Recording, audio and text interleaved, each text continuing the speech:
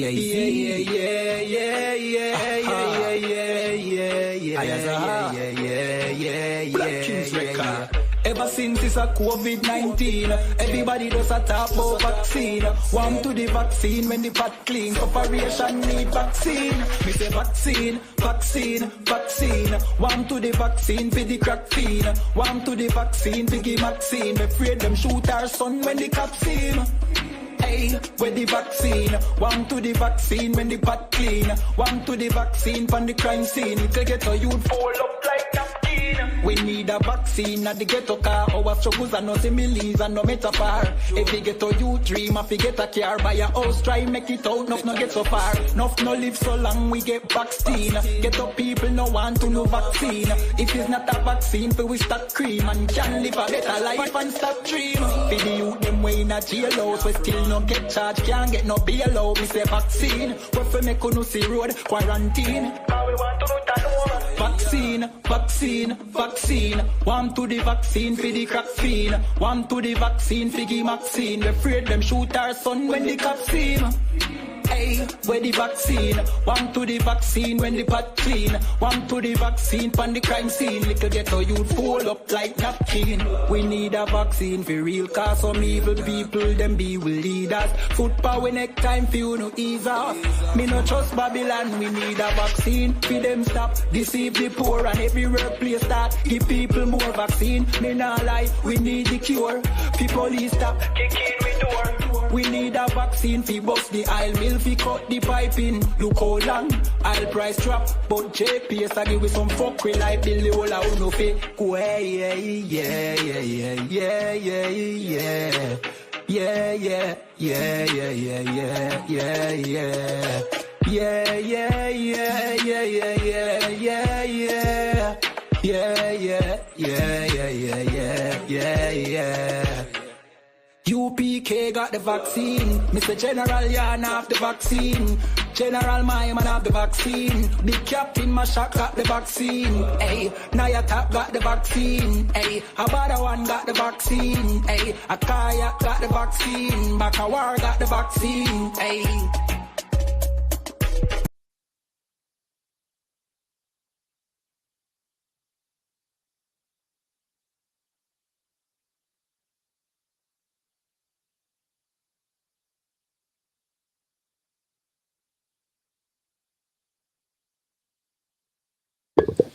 All right, Shalom, Lord of Christ. This is the I.S.U.P.K, the Israelite School of Universal Practical Knowledge, and we are back from the Passover. Woohoo! Yeah, right.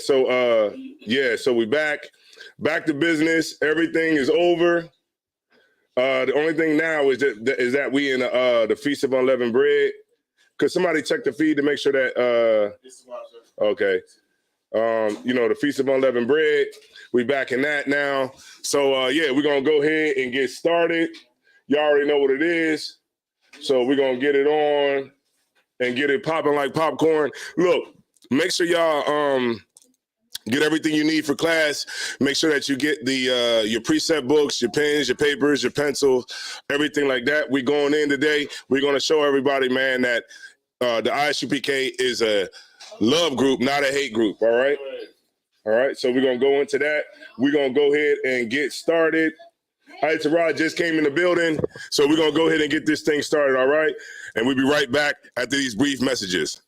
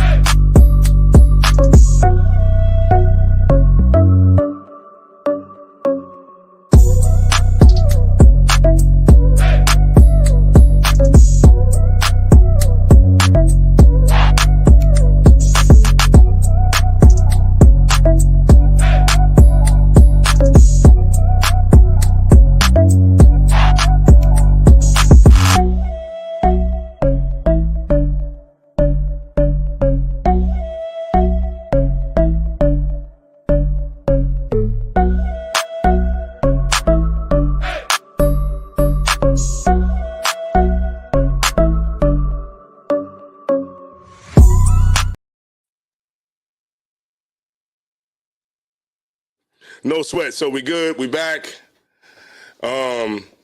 Just want to, give everybody a shout out, man. Big up yourself. Yeah, right. All right. Just got to get my notes. Niggas like, hurry up, nigga. Sorry, you're supposed to be prepared. All right. So we here. I just want to, just thank everybody, man, for coming out to the Passover. You know what I'm saying? I got a chance to write the part. Look, man, when we brought that heavy ass Ark of the Covenant in that joint. Boy, I didn't even know how heavy that joint was. Well, that joint was. What? I was like this. Go ahead. What talking about? So like, I actually was good, right? But it was the part when we first came in. And it was like a chair still sitting there, you know what I mean? And I had to like shimmy around the sister, you know what I mean? And still hold the ark. You was so like I don't shame the school. You was like this. We won. Yeah, how I shame myself. You was like, we won. No cowards in our camp. But you crazy, but that's fine. That joint was up. Now, if niggas had to carry that to go to war. When I came in, I had to shimmy around the girl because, Tazariwa didn't move over nothing, and she's there, and I can't walk through her, and everybody's still walking, so I had to turn sideways like this. Hey, look. To come through. Look, I had one way to go. I'm like, I'm not going off this. I'm like, Lord have mercy. Let me hold this, man. Yeah, no. Activated some other. And look, and then they told us to turn around. They like, turn. And we like. I was like, yeah. It was good. It was good. That joint ain't no joke, man. They talking about, it's on 100 pounds. No, it ain't. That joint is every bit about 200 pounds. Easy. You know what I'm saying? But it's different when you got 200 in the air. Right. You know what I'm saying? So it's definitely different. So everything good with the audio? Okay, everything good with the audio? Yeah, that was my fault. I did that. So what we're gonna do is we're gonna get into first of all, let me tell everybody, man, my inspiration for the class today. My inspiration for the class today was as y'all know, we was at the Passover or whatever, and we was on we was on the news down there because they didn't want us down there doing the Passover or whatever. You had some people that was, a little outraged of us being down there, right? Now, that wasn't the part that sparked the class. I'm going to show y'all what sparked the class, right? Today for me when I was on TikTok. I downloaded the video. I got the video ready for y'all. I'm going to cue it up. And matter of fact, it's already queued up. I'm just going to play it for y'all, and then we can go ahead and get the class started. But I just want to show y'all this from this devil who was on TikTok. And this is completely unrelated to anything that I watch. Of course, it just came across my For You page. And so that's why I wanted to that's what sparked me to go into this today. And before I play it, I was like, when I was listening to her, I was like, ah! I was laughing so hard, man. I was in like a room with I was in like a place where the motors are loud, where it was like a loud room. And I was just like, ah! And I'm gonna show y'all, man, and y'all go ahead, man. Y'all watch this video, man. Here we go. A well-known hate group that proposes that Jews are not Jews and that they are the real Jews are having a so-called Passover celebration this weekend in Raleigh.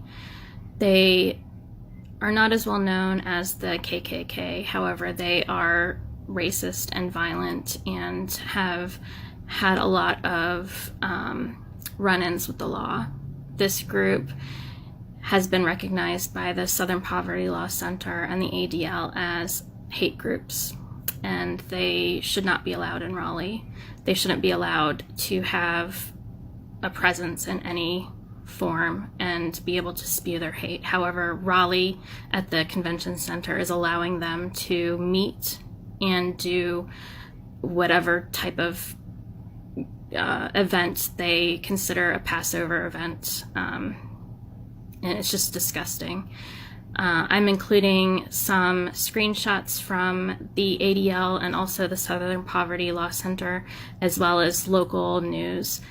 These people are dangerous, and with the rise of anti-Semitism, we really need to do something.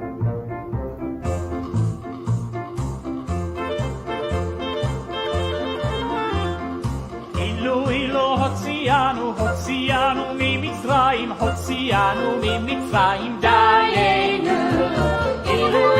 הוציאנו ממצרים, הוציאנו ממצרים, דיינו. דיינו, די.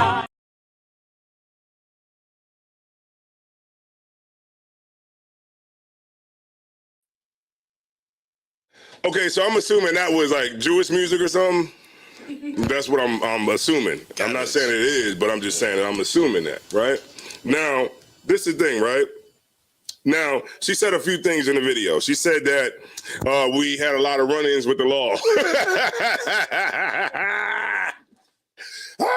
They fear-mongering, man, ain't they? Don't they fear-monger? Now, we had over 1,000 people in there. I know, we had like 1,000 people in there. Like, I tried to walk, like, I seen a brother, like Cap said, Captain Yatazat said, I seen a brother on Friday and I didn't see him no more after that. That was it. I just didn't see the brother. It was brothers at the Passover I didn't even see in the Passover. It was a lot of people there. It was no fights. You know, no sisters were fighting. Nobody was, you know, I'm pretty sure that the security was, you know, probably a little bit more on point because they probably thought like we was going to be in there, like, you know, doing something that, you know, we wasn't supposed to be doing, but nothing like that happened. Go ahead, talk about. But even with the parties that we had leading up to the Passover. The Passover. You know what I mean? They had the police on scene and everything like that. You know what I mean? Because it's people like this that try to put the whole city in, like using fear. Mm-hmm. Using fear to like negate what we doing. You know what I mean? They try to put down what we doing as if like what we're doing is wrong. Right. Damn, I feel like this thing is like jacked up now. Nah, you just messing with me. It's like it, y'all. They're like, oh, it's like it. It's like it. They, you know what I mean? Brothers online like you should have never bought it then. All right, so like you said, you know, we were in there, nothing went wrong. You know, leading up to the Passover, nothing went wrong. The sisters was on point. They was, you know, I seen sisters like hanging out with each other, all kinds of good stuff, right? Now, she said the so-called Passover. Yeah. Ain't that something? Then she got a lot of nerve. We live in a climate where you could be whatever you want to be, and you have the freedom to, you know, express yourself in any way that you want to express yourself. You know, if you want to be a woman, you could be a woman, and everybody will call you a woman. We live in a time where people's identity gets respected, but obviously our identity does not get respected when it comes to Black Hebrew Israelites. Right? Because, you know, when they say Black Hebrew Israelites, that's an automatic dog whistle, right? That's the dog whistle to completely discredit what we stand for and our identity, right? That we want to be respected. So she said another thing too. She said, we were disgusting. Wow. Yeah. We disgusting? Because God forbid, we tell Black people to get off of drugs. We tell them to get out of gangs. We tell sisters to get off the pole. We tell brothers to pay their ticket. We tell brothers to go to court, wear your seatbelt, right? Don't rob. Don't, you know, fight your brother. God forbid we do anything like that. But when we don't, when we do that, we're considered a hate group. You want to say something, Tyler Bob? I was about to say, and that's what we do. We really tell brothers not to sin and change their lives, and it's proven that brothers do change their lives, right? So that we don't have to transfer our sins to no chicken. You know what I mean? Because that's what they do every year. And nobody thinks that's wrong. Like when they walk up and down the street and they kill the chickens. You know what I mean? They kill the chickens, transferring their sins to the chicken. Like, right. We don't nobody think that's wrong, but, you know, we actually really do Right. So today we're gonna refer to those people as the Jays. All right, the Jays. We're not gonna say the name. We're gonna say the Jays. Right. So all right. So let me just go down this real quick. Got to shout out the class. The class is on point today. We got 26 people in here. We got 2 likes. Come on, get them up. All right, we got Taza Rock in the building. We got Yaquataza, 1 West, 1 2 5th. We got Princess Aitara in the building. We got Trooper Tazawa, Adrian Johnson, Maria Stevenson, Tamika Shanta, Wyatt Klum.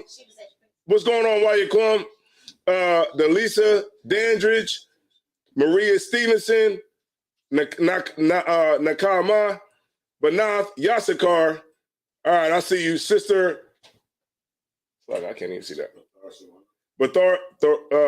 Batharawana.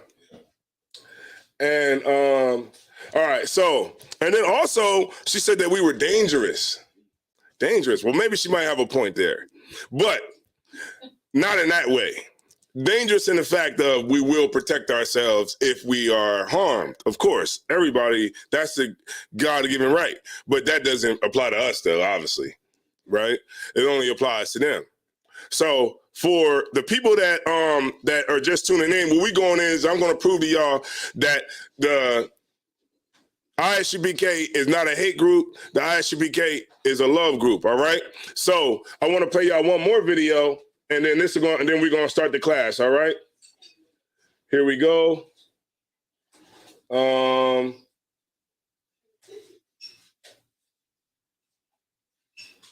Here we go. Well, you might recognize a group of black separatists that occasionally gathers in Raleigh's Moore Square. That group has ties to a nationally known hate group. And this weekend, they will hold their annual Passover celebration at the Raleigh Convention Center. WRAL's Joe Fisher is live in downtown Raleigh. And Joe, the gathering is raising some concerns.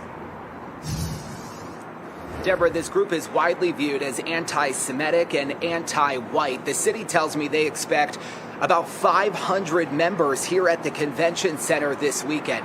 Today we found out that the contract for this event was finalized more than 4 months ago, back in November. But the city, along with the mayor, say they just found out exactly who rented this space earlier this week.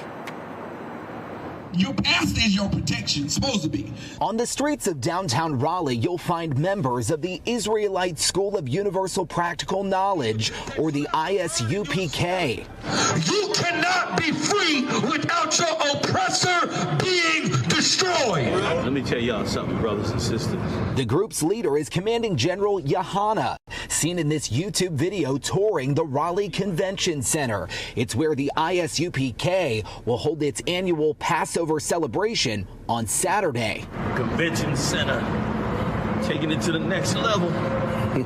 Worldwide. The group is part of the Radical Hebrew Israelites, which the Southern Poverty Law Center identifies as a hate group for its anti-Semitic, anti-white, and anti-LGBT views, and chapters that, quote, perpetuate the anti-Semitic belief that so-called Jews have stolen their identity and birthright. They call us a hate group because we turn around and say the white man is the devil for the things that he's done. The word devil just means adversary. It really is deeply upsetting. Rabbi Eric Solomon with Beth Meyer Synagogue in Raleigh is disturbed about the city-owned convention center renting space to the I.S.U.P.K. I mean, if this was, God forbid, the KKK or other hate groups that are more widely known, I can't imagine this would be allowed to happen.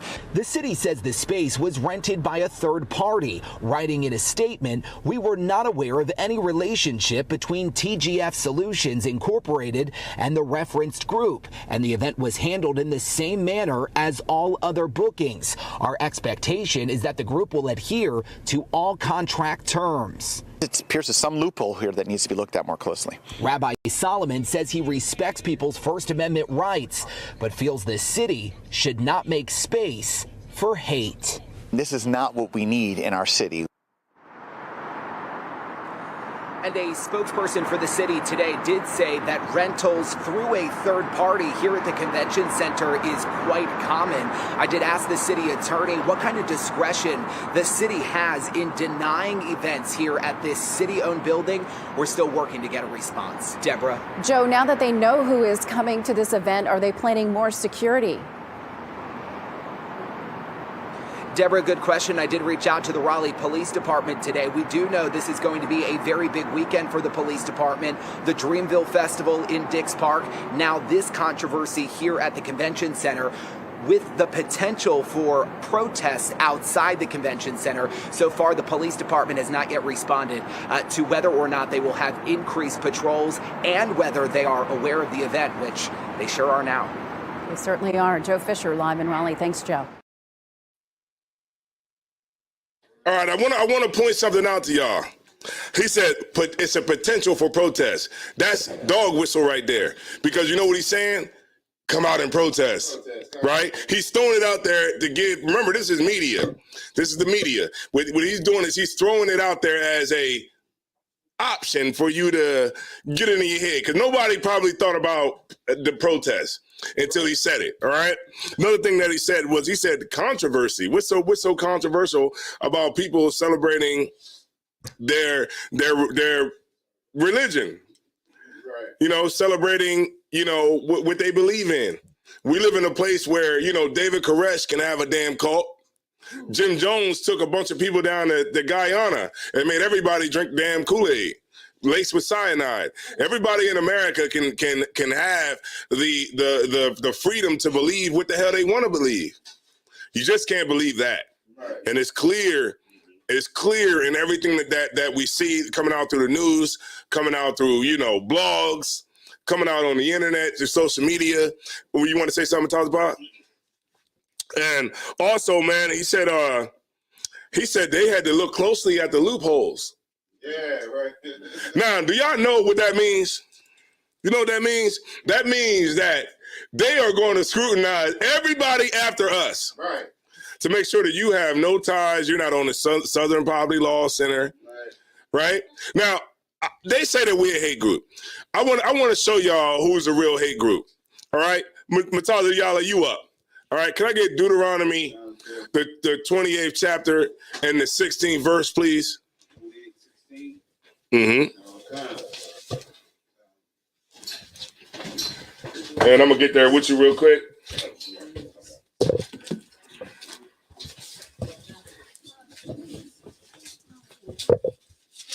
What's going on, Night man? I didn't even see you the whole time. Well, maybe once. Yeah.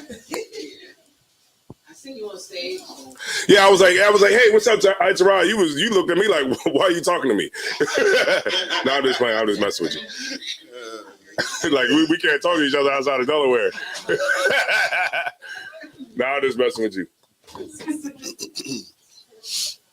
Come on, sir. All right, let's go 28 and let's go 16. Come on. This is the book of Deuteronomy, chapter 28, verse 16. Cursed shalt thou be in the city. Right, we're cursed in the city, man. But I want everybody to focus on who's cursing us in the city. You know what I mean? Like when you look at HUD, you know, housing and urban development, redlining us, you know, making us have to be in one place, you know, and then the black communities that we did have, they ran highways through them. You know, that's strategic, right? Curse in the city. Go ahead. Not only by that redlining, but we're also cursing the city too, because the police are killing us, man, like nobody's business. Right. All right. I'm gonna get a video for that too, just to show y'all. But I'm gonna get it a little bit later, and I'm gonna show y'all. All right. Go ahead. And cursed shalt thou be in the field. Right. When we was in slavery, we was cursed in the field.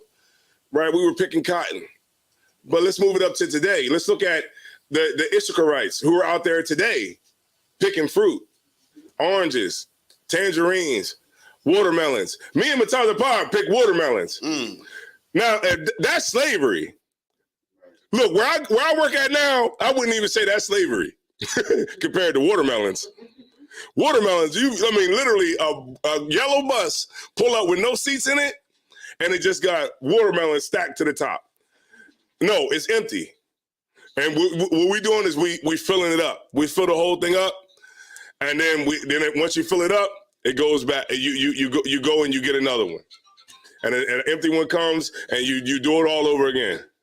Wade in the water, bees, wasps, flies, gnats, everything is out there, and the sun is on your back.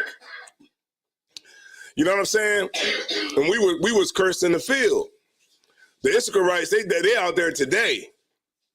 You know what I'm saying? That fruit still gotta get picked, right? And so we're cursed in the field. Not only that, let me give you one more. We curse in the field because what? We don't have no place for our food to grow. We don't got no where for our food to grow. We've been on concrete our whole life. You know what I'm saying? Like it can't nothing grow out of my backyard. My backyard is concrete.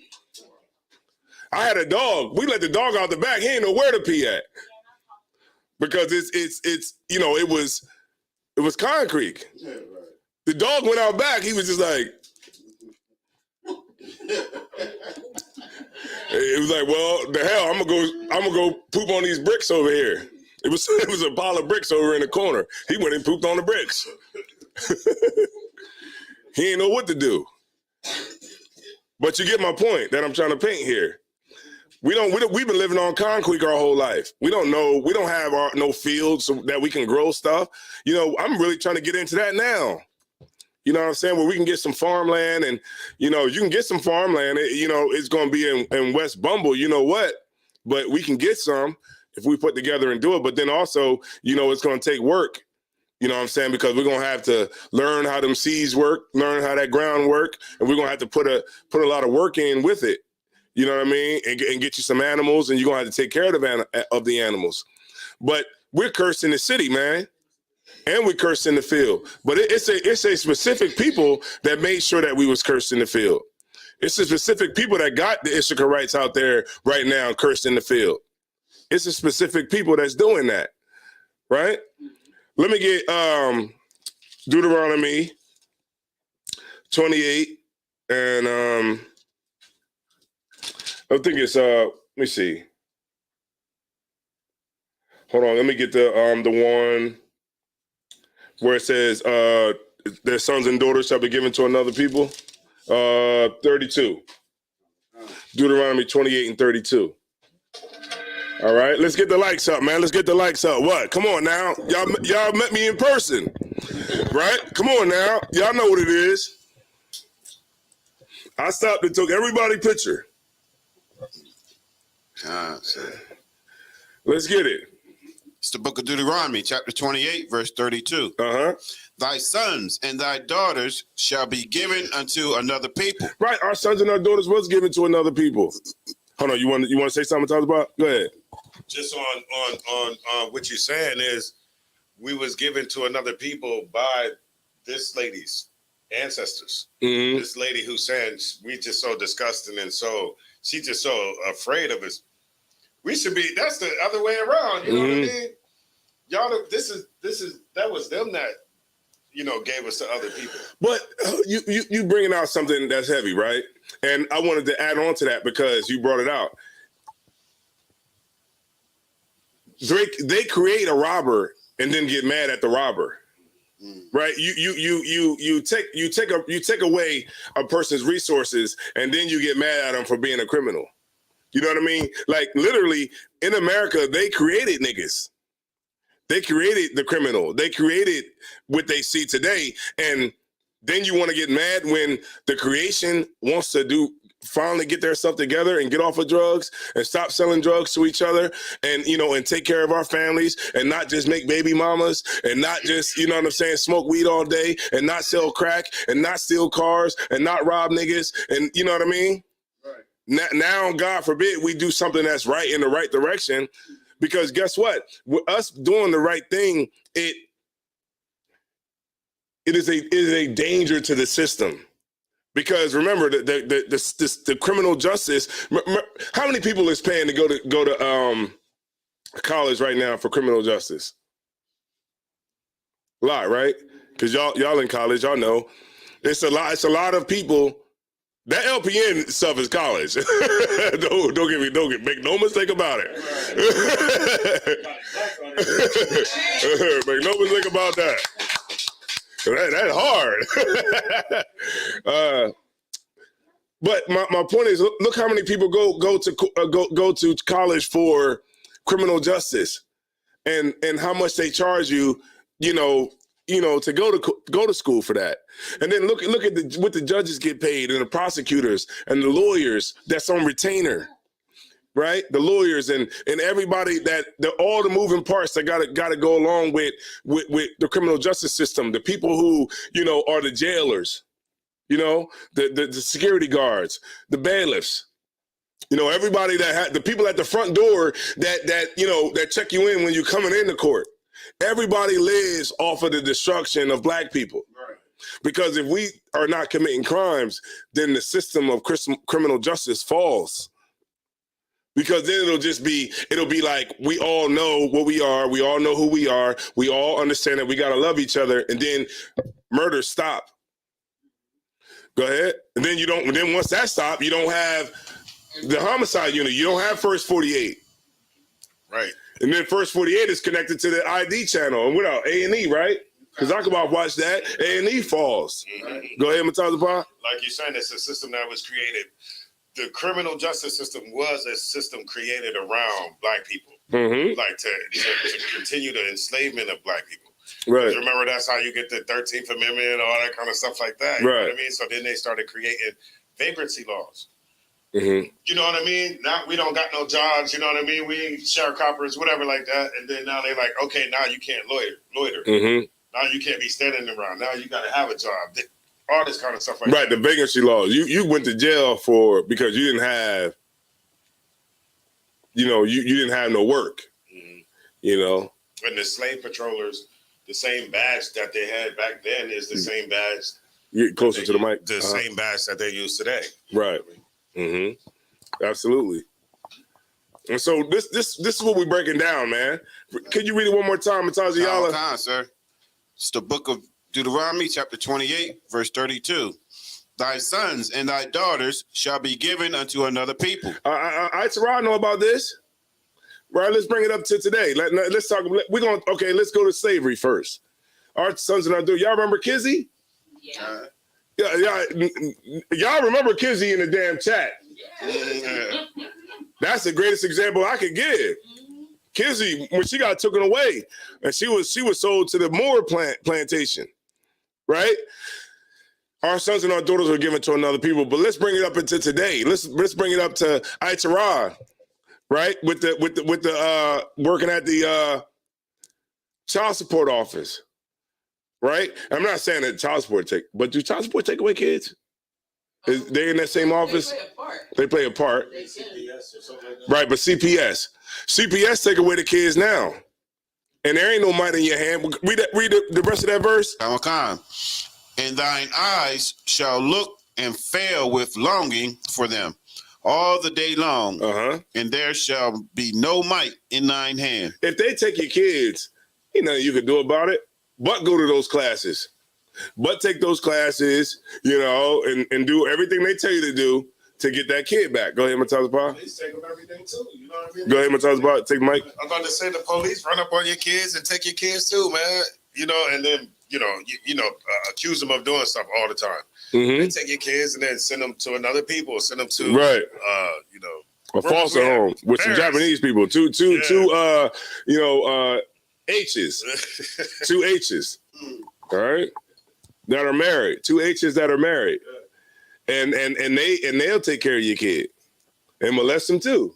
Right. And make them G. Right. You know what I mean? Maybe I might be on to something here. Maybe we can say we want, just abbreviate it. Right. That's gonna be the company guidelines, the community guidelines. You can't abbreviate words. Nigga, you gotta say it. All right. So let's get it. Big Main in the building. What's going on? To me, let me see. Makwadash in the building. Shout out to y'all. Let's get it, man. Let's get the likes up. Come on now. Shabar, what's going on? Shalom, Lord of Christ, to you.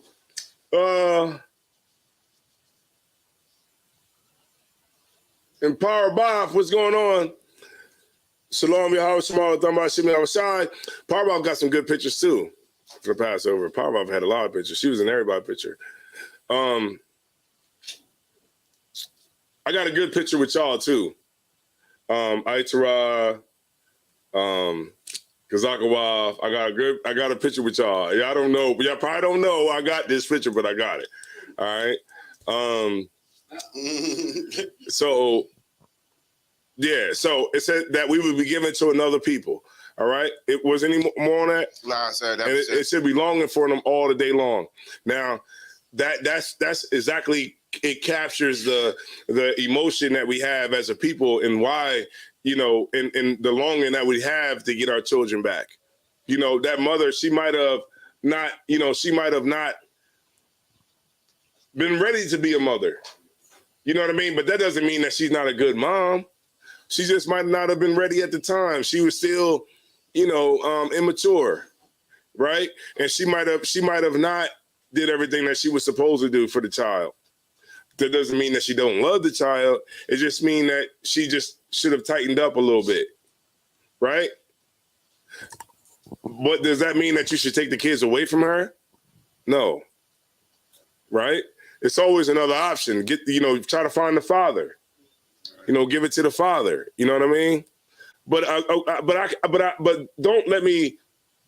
I'm not gonna say that there's certain situations where the kids shouldn't be taken, right? Because there is some cases where the kids should be taken.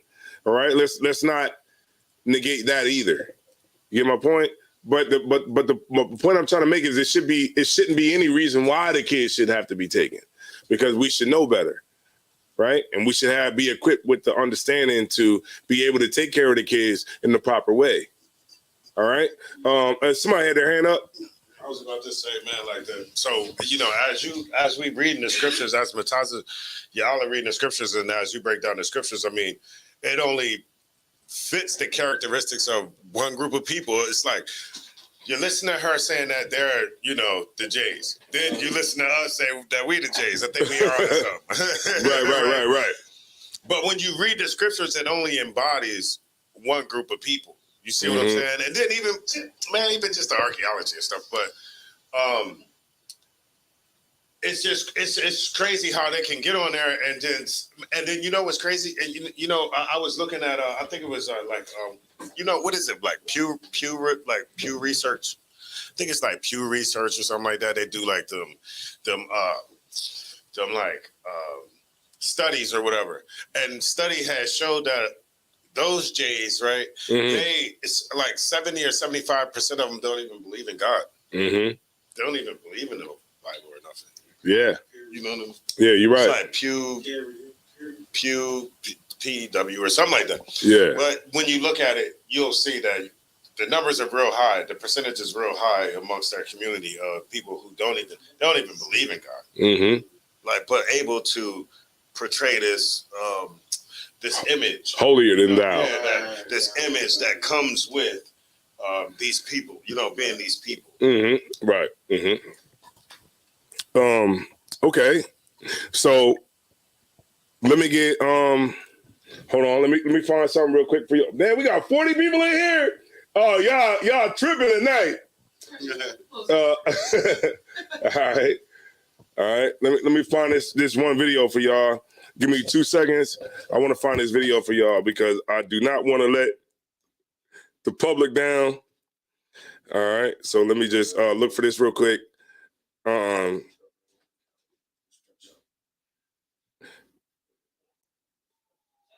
Okay. Let me see.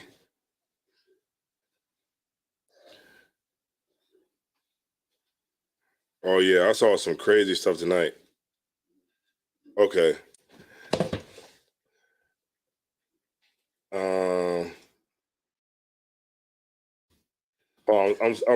I'm writing, y'all. It's BRIEF, right? Nigga, like, hurry up, nigga. You can type faster than that.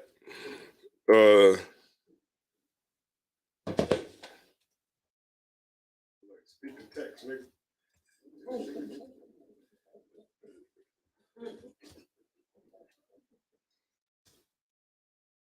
Oh yeah, I got it right there. God damn it!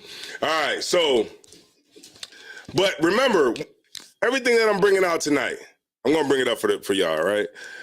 Everything that I'm bringing out tonight is to show you that I.S.U.P.K is not a hate group. We're a love group.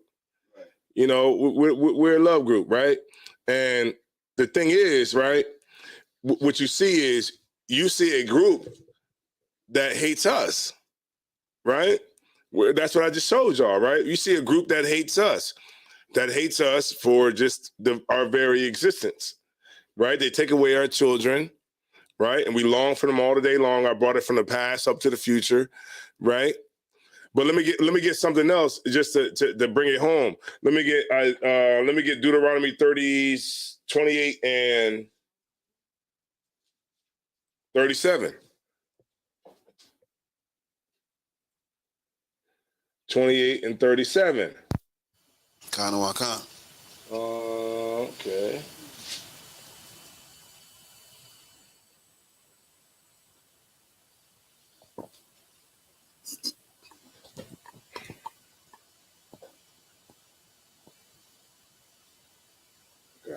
All right, no sweat.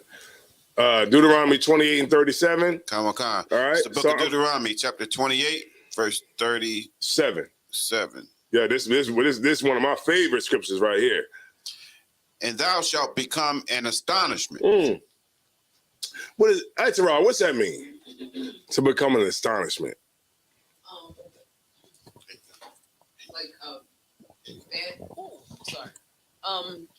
I'm guessing because I don't really know, but like an example, but in a negative kind of way.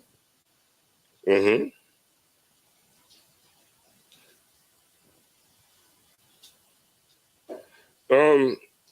Okay, the definition of astonishment is great surprise.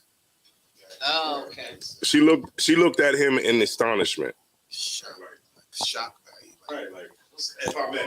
Go ahead, like people look at black people like, I can't believe that they just allow us to come into their neighborhoods and amazement, do whatever the hell we want to do. Amazement, you know what I mean? I can't. I just can't believe. Look at these niggas. I can't believe that they'll fight. All I gotta do is just squeeze them for their resources, and they'll fight each other. You know what I mean? Amazement. They still love me. Yeah.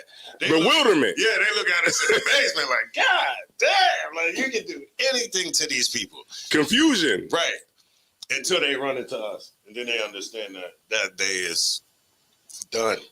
You know what I mean? That day of doing whatever you want to black people and Hispanics is over, man. Yeah. So astonishment. It said that. Yeah, read it one more time from the top. Mataziala, if you could. It's the book of Deuteronomy, chapter 28, verse 37. And thou shalt become an astonishment. A proverb. What's the proverb, Atarah? You know what? Let's go with sis, man. What's going on? Damn. Nah, I'm just messing with you. Kayal.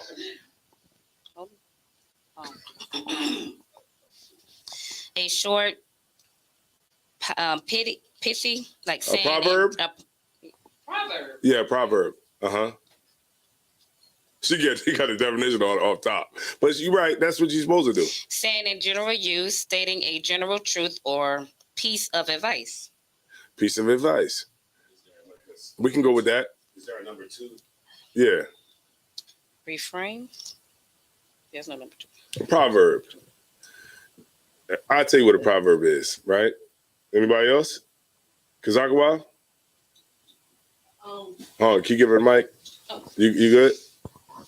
An example of a proverb would be something like, man, I got a bird in the hand that's better than 2 in the bush.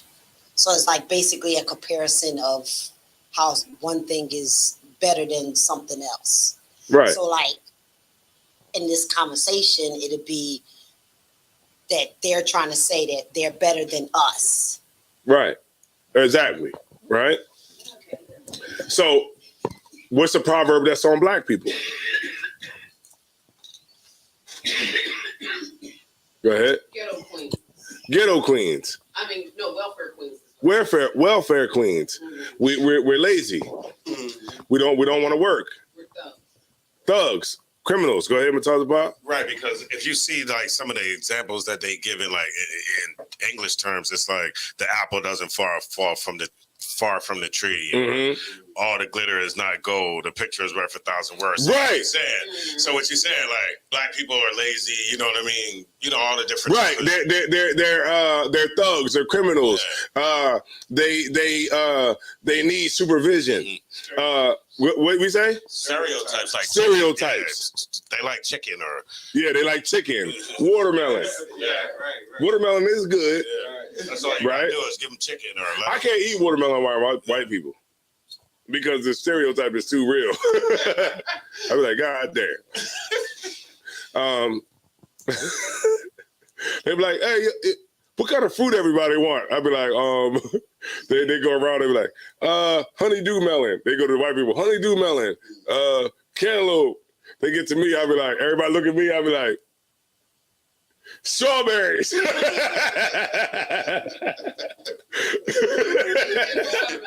be like this. I'd be like, watermelon.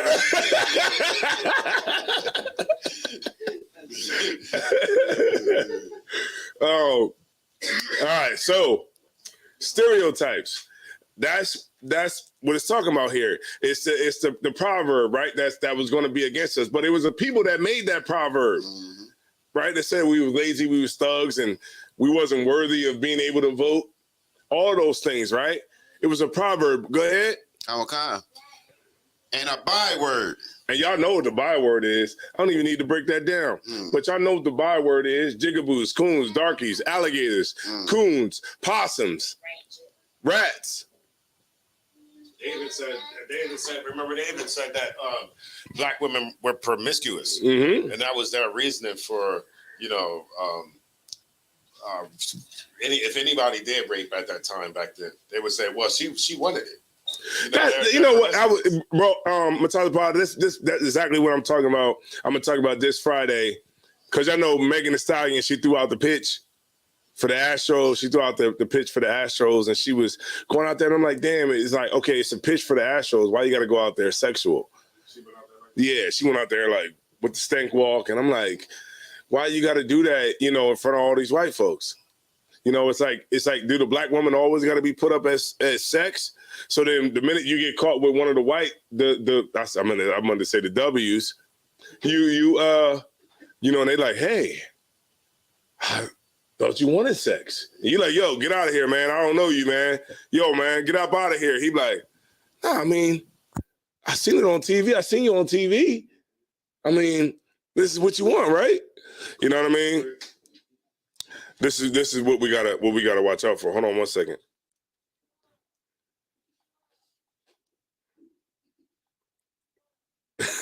Weirdos was, I tell you.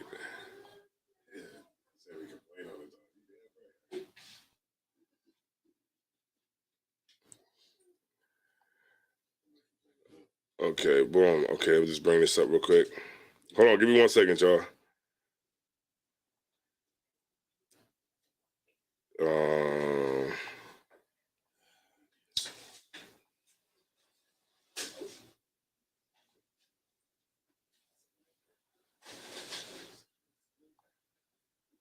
Give me 1 second. Let me see.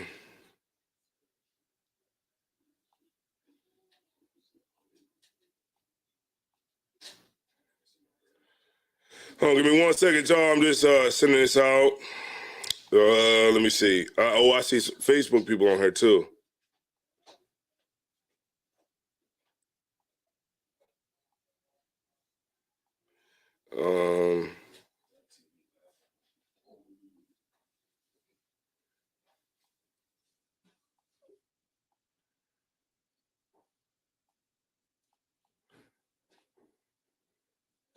All right. to send it to some groups, which y'all should be doing. Sending it out to the groups. Hold on, let me see.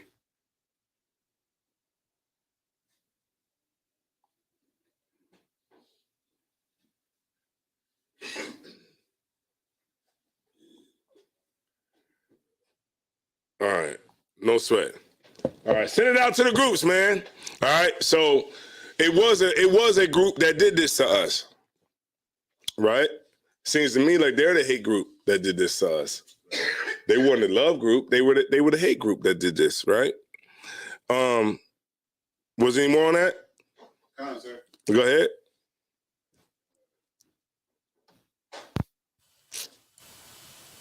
I'm going to read from the top.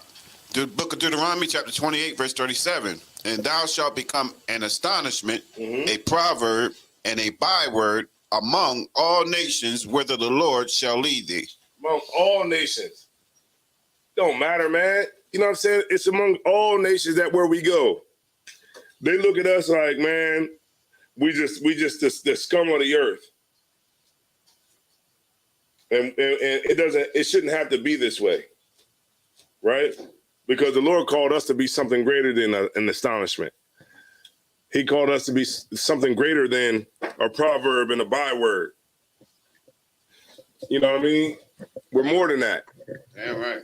And we're not at this point because, you know, this is the proverbs that are being said about us, right? This woman don't even know nothing about the Passover, nothing about what we stand for, but she's just going to go along with what she was conditioned to think. And you know what she's conditioned to think? Boys in the hood. New Jack City. You know, South Central. Go ahead, Mataz Paul. Because that was the image that her people created for us. Mm-hmm. Remember, they're the ones that own all those big MGM and all of them, you know, them studios, those studios that be producing the movies, Baby Boy, and guess what else she think? Juice and all that kind of stuff. And guess what else she think? Love and hip hop. Right. Basketball wives. Right. Right. What do you say? Housewives of Atlanta. Right. They are the people that give us our culture, or give us the stereotype that we see of ourselves. Right, Matata Papa. Then check this. They like, well, maybe hold on. You mean to tell me the Housewives of Atlanta got the book, the Raleigh Convention Center? You mean to tell me that the people, the characters in the Menace to Society got the convention center? You mean to tell me that Love and Hip Hop, North Carolina, got the Raleigh Convention Center? They're Israelites. They're Hebrews now. That's what's in her mind, right?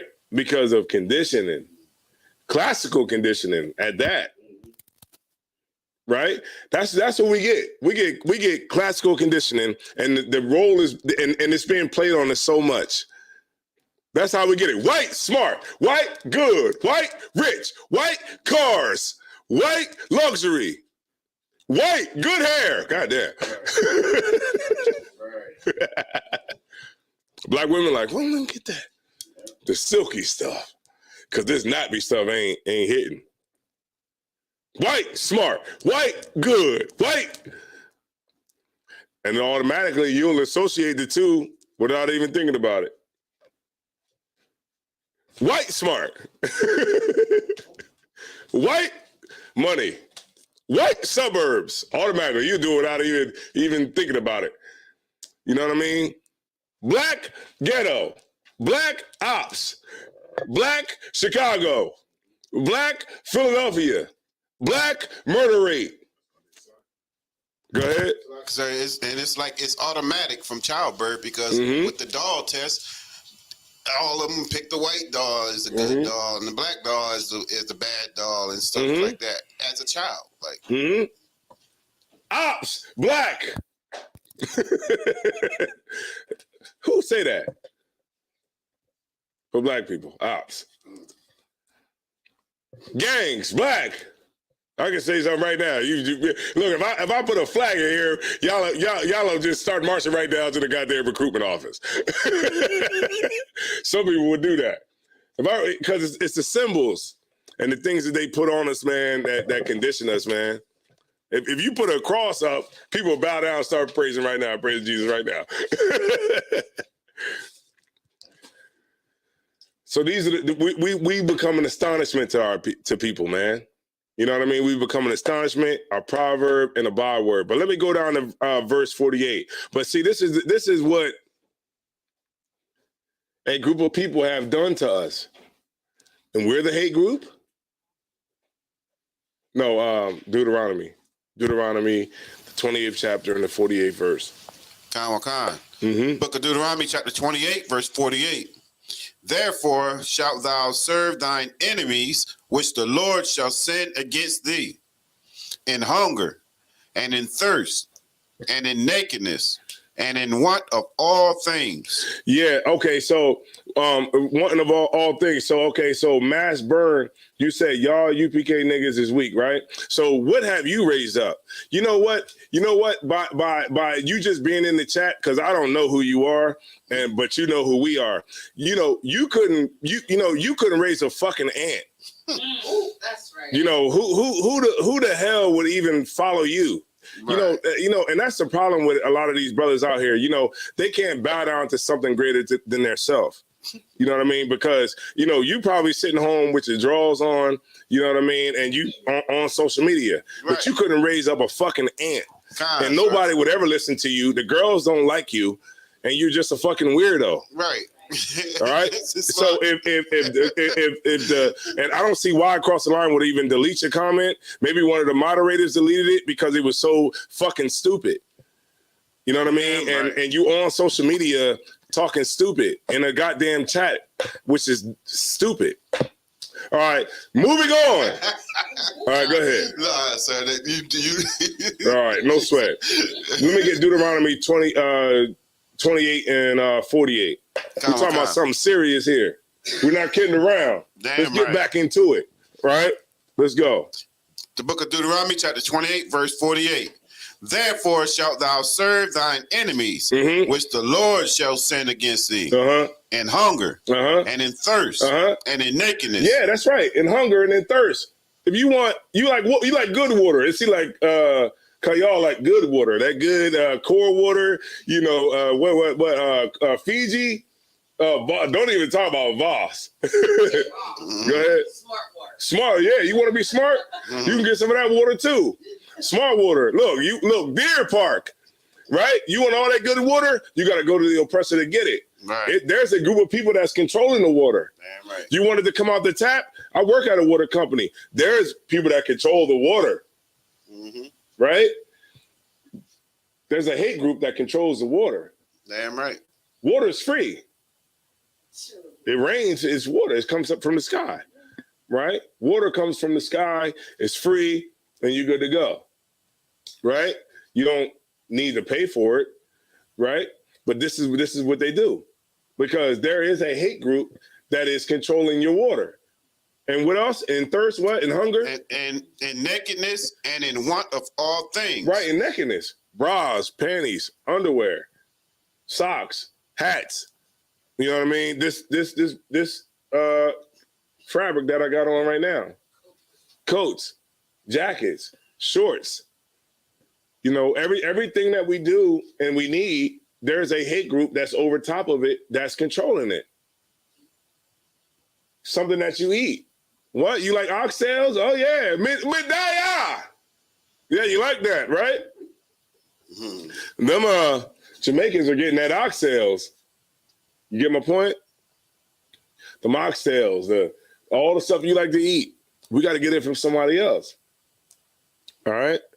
Go ahead. Slock, if I may, I seen a video that Commander General Yohana shared of Captain Akkad learning how to prepare like chickens and stuff like that to learn how to feed this nation. You know what I mean? And I just want to shout out Captain Akkad. That's right, man. You know what I'm saying? Most High Christ. So we see what's real. Yeah, right. When I'm at camp, I see what's real. I don't see none of these internet dudes out there at camp. Right. I don't see them out there. They don't even own a pair of boots. right? I don't see you out there at camp when we out there and we got to leave our families to go out there and put our lives on the line to get free from oppression. I don't see these cats at the Passover when we in there where Commander Jim Yohana is dedicating to head priest Ariah, High Priest Ariah. You know, I don't see them doing that. I don't see all them putting in the work that it takes to take care of your brothers and your sisters. So what the hell they mean to me, or what the hell should they mean to any sister or anybody else who got any goddamn work under their belt? Let me see your videos. I know I got videos out. I know I got classes out. Look, I was looking at my old classes today. My classes go back to 2015. I got a lot of classes out. Classes I forgot about. So what the hell are you? Why should we be concerned with somebody that's not doing no work? Sisters, man, don't let no sister that come in here and get you out of this work that ain't doing nothing. This sister ain't cooked a pot of spaghetti yet. Go ahead, Mataza Ba. Keep arguing. Yeah, you ain't cooked no pot of spaghetti. You ain't did nothing. You ain't put a damn head wrap on your head and got in here and got down with the brothers, you know what I'm saying, and really got in here and really, really talked about what the hell is going on with black people and Hispanics. You ain't did none of that. You sit at the crib trying to chase after a nigga that's cheating on you. What the hell we even gotta even acknowledge these people for? Just run your race, like Paul said, man. Run your race. And all the other people, man, they'll fall at your side, man. You know what I mean? And that's just that. All right. Let's get it. Keep going, Mataziala. And he shall put a yoke of iron upon thy neck. Who put the yoke of iron around our neck? Was it the love group or was it the hate group? Yeah. Huh? Right. It was the hate group that did that. Keep going. Until he have destroyed thee. Right. And we were destroyed. Look at us now today, in 2023. I didn't think that we would be saying this in 2023 when I was in 2017. I look at some of the old videos, and I one of the videos I was watching, I was quoting something Mataza Pa said. Mataza Pa was like, yeah, you know, they're going to start, you know, doing this and that to our YouTube pages. And it actually happened. You know, but you don't, you know, like when you're living in the moment, you don't, I didn't know in 2018 that we would be here in 2023, still destroyed. I thought maybe Christ would be back in 2019.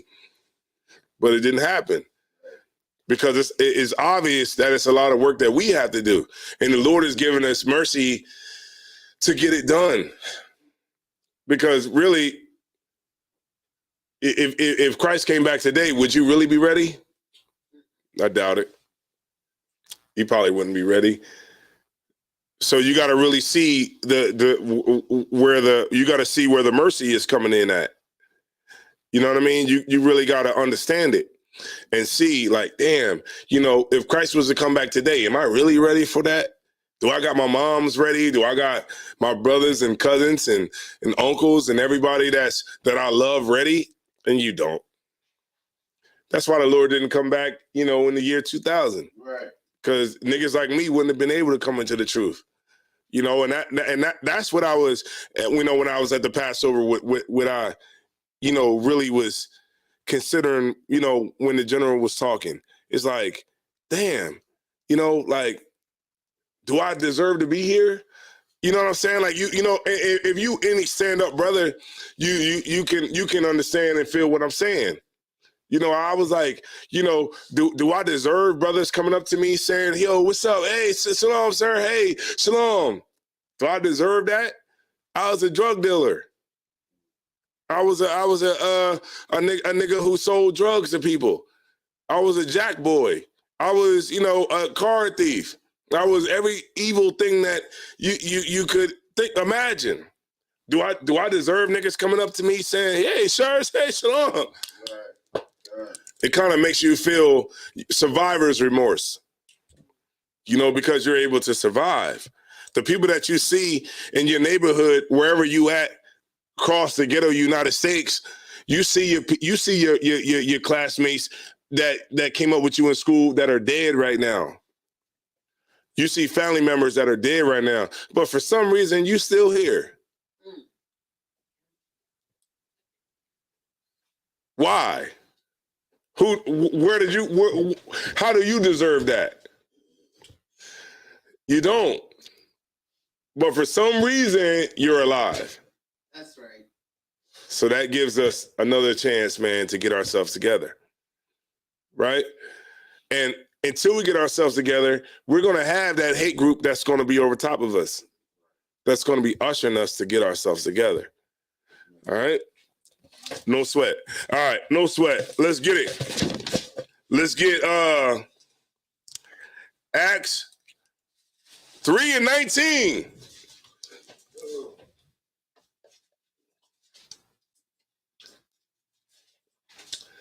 Right, you right, sis. Maria Stevenson. You know, when the general was talking, it hit me too.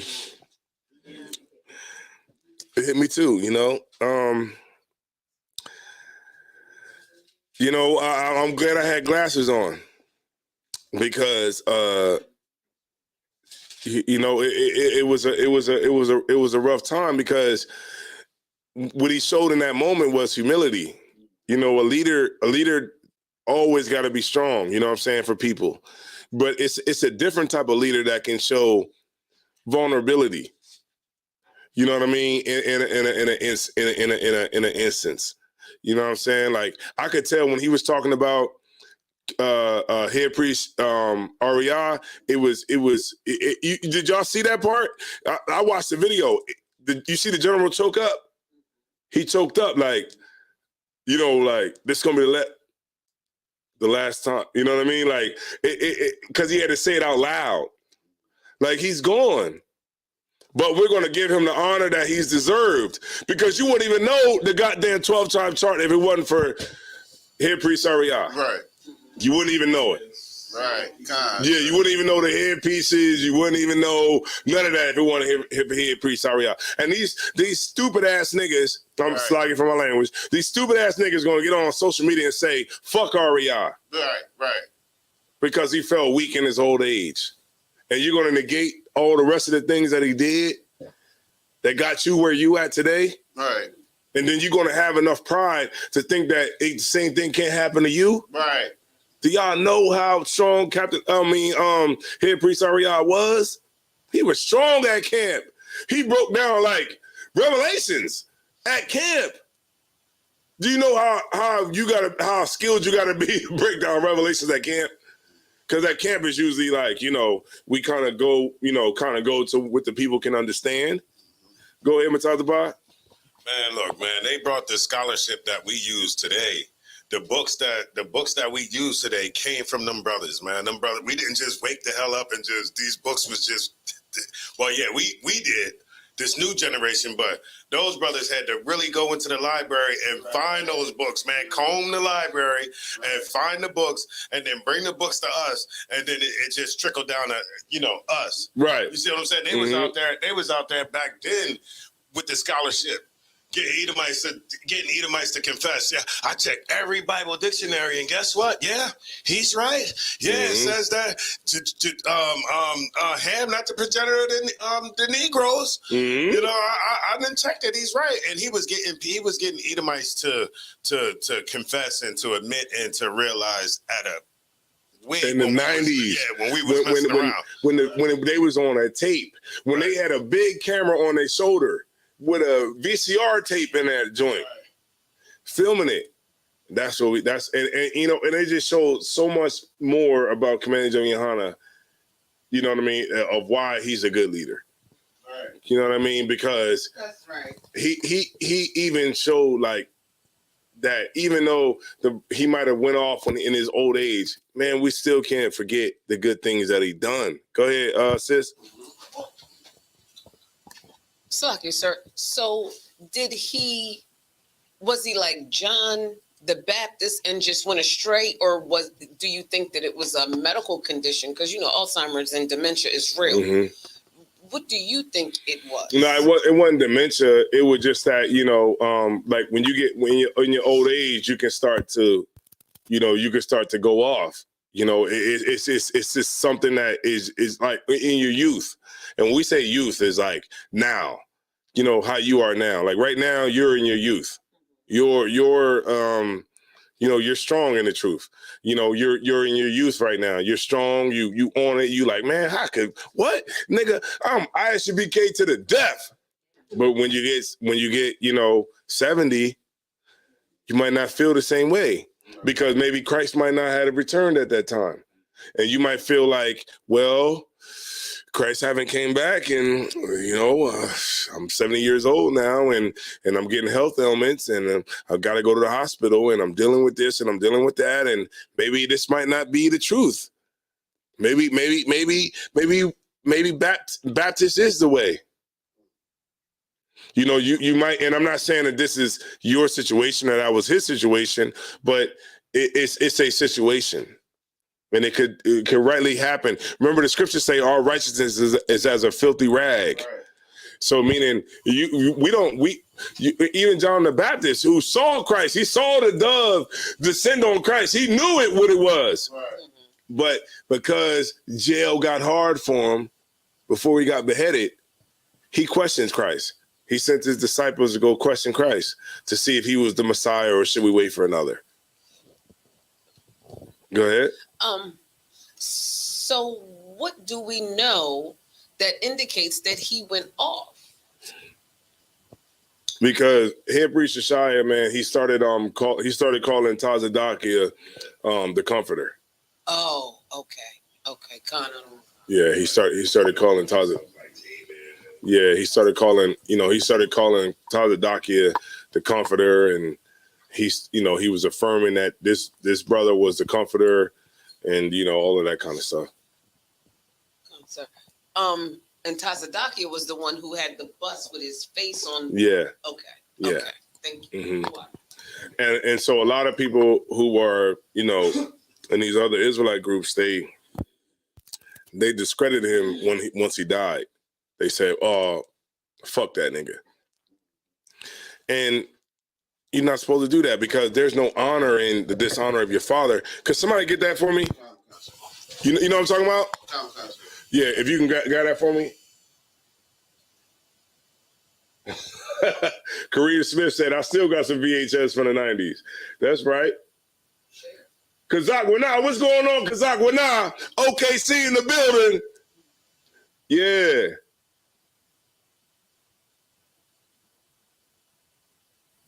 Right, that's right. Hawar, what's going on, Hawar? Hawar giving me that look like I've been told you to. This is what I see when I see Hawar. And like when I see him, I'm like, Shalom, Lord Christ. But it's like his eyes are saying, nigga, I've been told you to come out to the Poconos. And you haven't came yet. You know what I mean? But it's still Shalom. It's still all that. But beneath all that, it's like you haven't came up to the Poconos yet. And that's I'm gonna salute you, but we haven't finished that order of business. Yeah, but look, we got to go up to Poconos. They offered us the spot, the stay. They got Airbnb right across the street. We got to go up to the Poconos. We got to go to the Poconos. All right. Maybe we can make something out of it. You know what I'm talking about? Nah, sir. Book of Ecclesiasticus. You want me to get straight to the point, or you want me? Man, we got 50 people in here. Damn yeah, right. We hit 50 people. Most high, right. 50 people, and we got 10 likes. Goddamn. Well, right. Slock, if I may though, a lot of people watching on YouTube, and YouTube doesn't register the likes on stream. Okay, no sweat. So we appreciate y'all. You know, what I mean, we just for the people that's coming in, you know, we're going into how the I.S.U.P.K is not a hate group. The I.S.U.P.K is a love group. Damn right. Right, a love group. Right. They say that we're a cult. Now we are a cult. Could you look up the definition of cult, please? Somebody look up the definition of cult. I'll look it up too. I get it since I got the mic, sir. No sweat.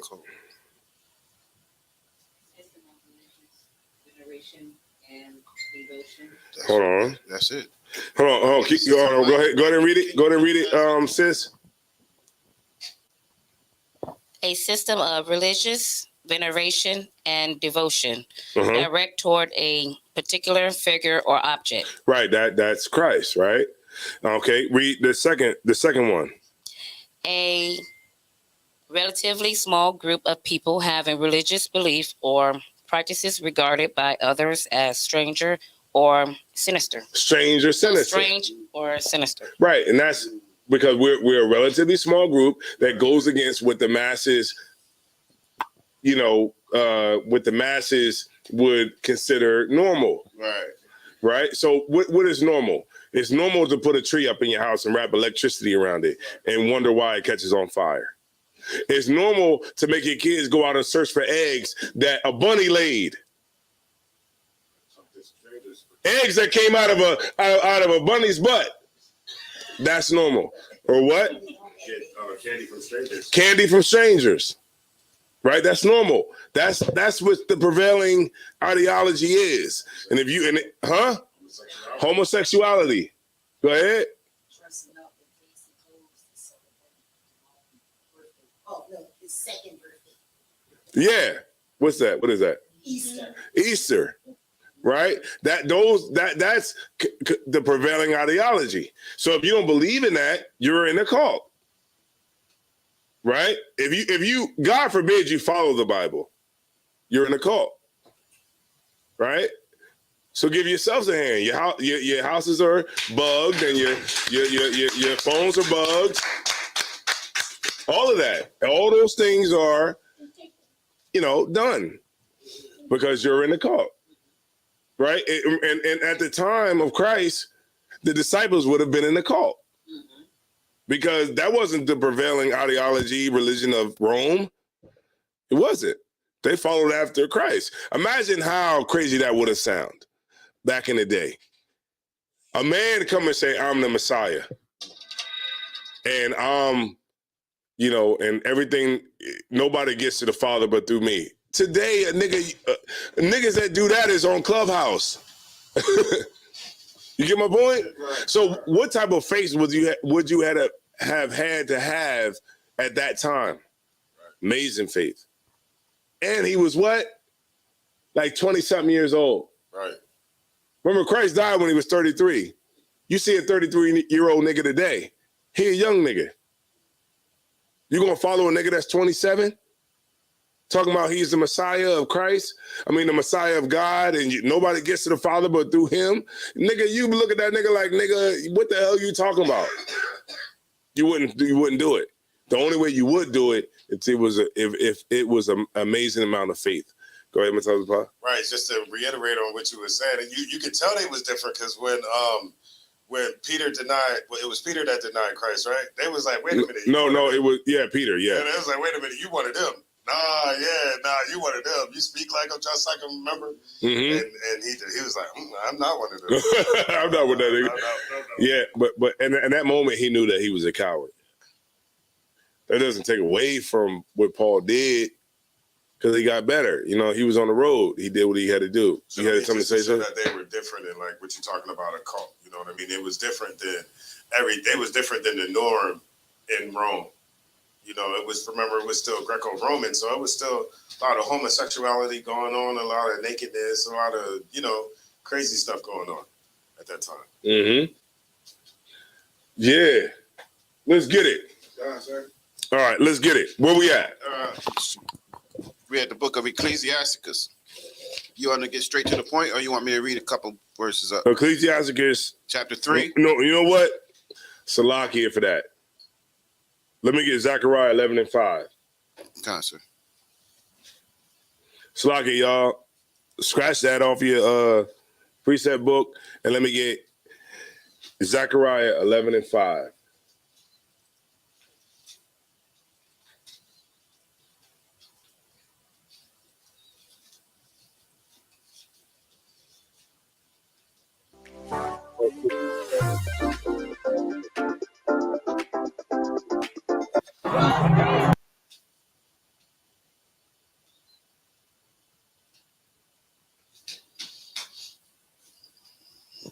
right? Go ahead and read that. And then I'm going to play the video. All right? Khan. The book of Zechariah, chapter 11, verse 5. Whose possessors slay them and hold themselves not guilty. Now, is that a hate group that has done that to us? Yeah, right. That's a hate group that's done that. What they do? Whose possessors slay them and hold themselves not guilty. That's the story of our life. That's the bane of our existence. That right there is the existence of Blacks, Hispanics, and Native Indians. I'm going to play a video for y'all that's going to bring it all the way home. They hold themselves not guilty. All right? Let me go ahead and play it real quick, and I'm gonna mute my mics, and I'm gonna come right back. Hold on, it's like it. Wrong one.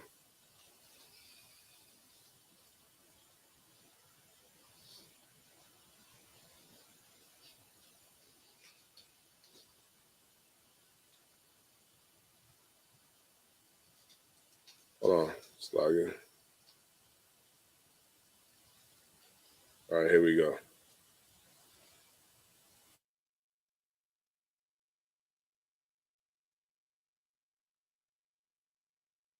And the death of an unarmed black man. George Floyd!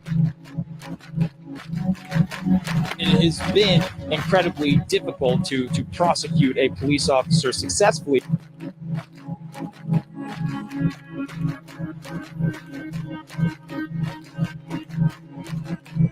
I'm here because I'm sick and tired of seeing black men and women be killed and nothing be done about it.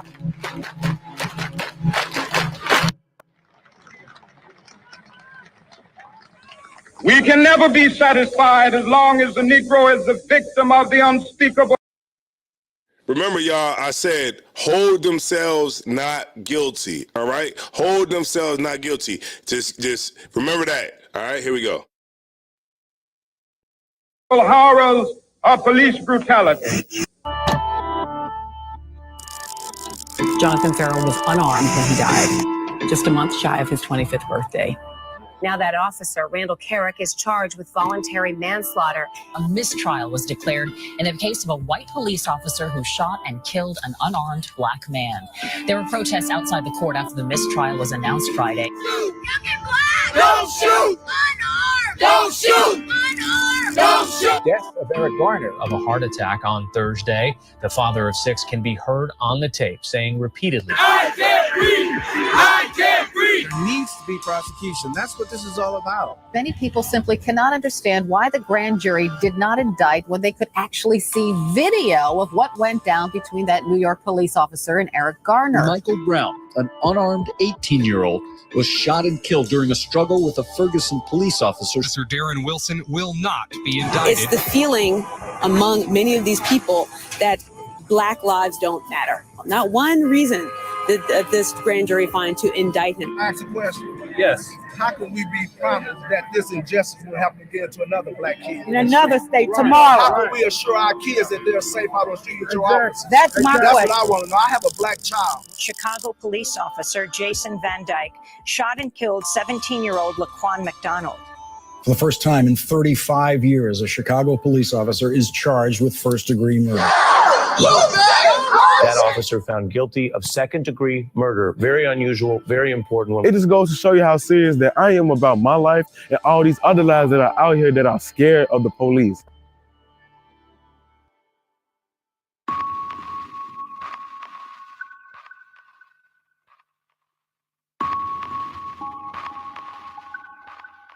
An officer shot and killed 12-year-old Tamir Rice on Sunday. Tamir Rice was playing with a pellet gun when officers arrived. One of them opened fire within 2 seconds. Grand jury decided not to indict the 2 officers who shot and killed 12-year-old Tamir Rice. Cleveland's prosecutor calls it a tragedy, but not a crime. It doesn't even warrant a trial. All right, hold on. I gotta give it 1 second. I just want to give it 1 second because I don't want them to take it down. All right, so I'm gonna give it 1 second. I'm gonna talk a little bit, but you see what I'm saying? Y'all see how? Read it one more time, Mataziala. Book of Zechariah, chapter 11, verse 5. Mm-hmm. Whose possessors slay them and hold themselves not guilty. Say it one more time. And hold. Say it one more time. And hold themselves not guilty. Read it from the top one more time. Whose possessors slay them and hold themselves not guilty. All right, here we go. That, in my mind, is unacceptable. Thinking the death of Freddie Gray. All lives matters, but you got to think about who dying out here. Prosecutors in Baltimore dropped all remaining charges against 3 police officers in the Freddie Gray case. Samuel DuBose was shot in the head Sunday after being pulled over for a missing license plate. Officer Raymond Tensing has now been charged with murder and voluntary manslaughter. The only reason why Tensing is being charged is because there was a body cam. Yes. Now those charges have been dismissed. Black Lives Matter. We will never get a conviction in this case. The death of Alton Sterling, African-American man killed by police in Louisiana. The Louisiana Department of Justice cannot proceed with a prosecution. All we want is the same justice that they put against us whenever we go through certain trials and tribulations. Philando Castile, a supervisor at a school cafeteria where kids loved him. Police officer Geronimo Yanez shot Castile to death while he was in the car with his girlfriend and her 4-year-old daughter. Jurors found Yanez was reasonable in his decision to shoot and kill Philando Castile during a traffic stop last July. Under the circumstances, just because he was a police officer, that makes it okay. I think the past 2 shootings with Alton and Philando have really sparked something. There's people being murdered unjustly and not being held accountable. Cops are getting paid leave for killing people. Former fans burning his number 7 jersey. I hope you get cut. 40-year-old Terrence Crutcher was killed on Friday when local officers responded to a call of a stalled vehicle in the middle of the road. 12 jurors found TPD officer Betty Shelby not guilty of manslaughter in the shooting of Terrence Crutcher. The facts were there. All the elements of manslaughter was there. The death of 22-year-old Stephon Clark sparked nationwide protests. Clark was hit 20 times. He was in his grandparents' backyard at the time. This is what we have to do to not only this young man, but those who are going to come behind him. Police officers will not face charges saying they did not break any laws when they shot Stephon Clark in his grandparents' backyard. And the same cop who killed him is back on the streets patrolling other communities, running through other people's backyards. I'm uneasy with that. Anger overnight. Read it one more time, Mataziala. Book of Zechariah, just the book of Zechariah, chapter 11, verse 5. Whose possessors slay them and hold themselves not guilty. Say that one more time. Whose possessors slay them and hold themselves not guilty. Over the shooting death of 26-year-old Botham Jean in his own apartment. Former Dallas police officer Amber Geiger is waking up this morning behind bars. She was found guilty yesterday of murdering her neighbor in his own home. Tatiana is her name, and everyone is seeing that name on social media. There she is. She was up playing video games with her nephew when she was shot and killed by former Fort Worth police officer Aaron Dean. The Fort Worth police officer who shot at Tatiana Jefferson in her own home has been formally charged with murder.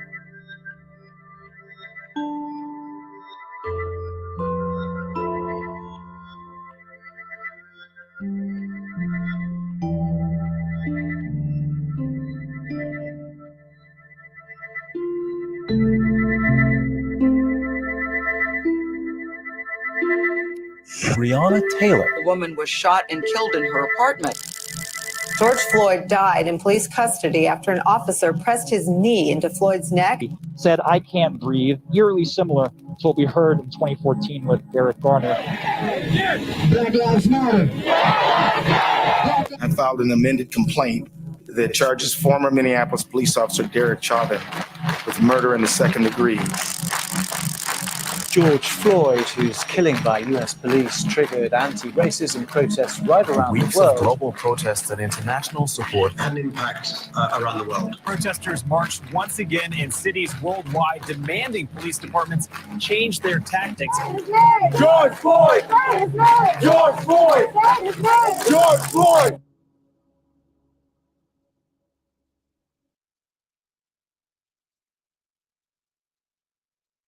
All right. All right. All right. Testing 1, 2, 3. Who got the mic? Yes, sir. All right, no, that's right. We're good to go. Just wanted to make sure. Oh, sorry, let me just stop this real quick.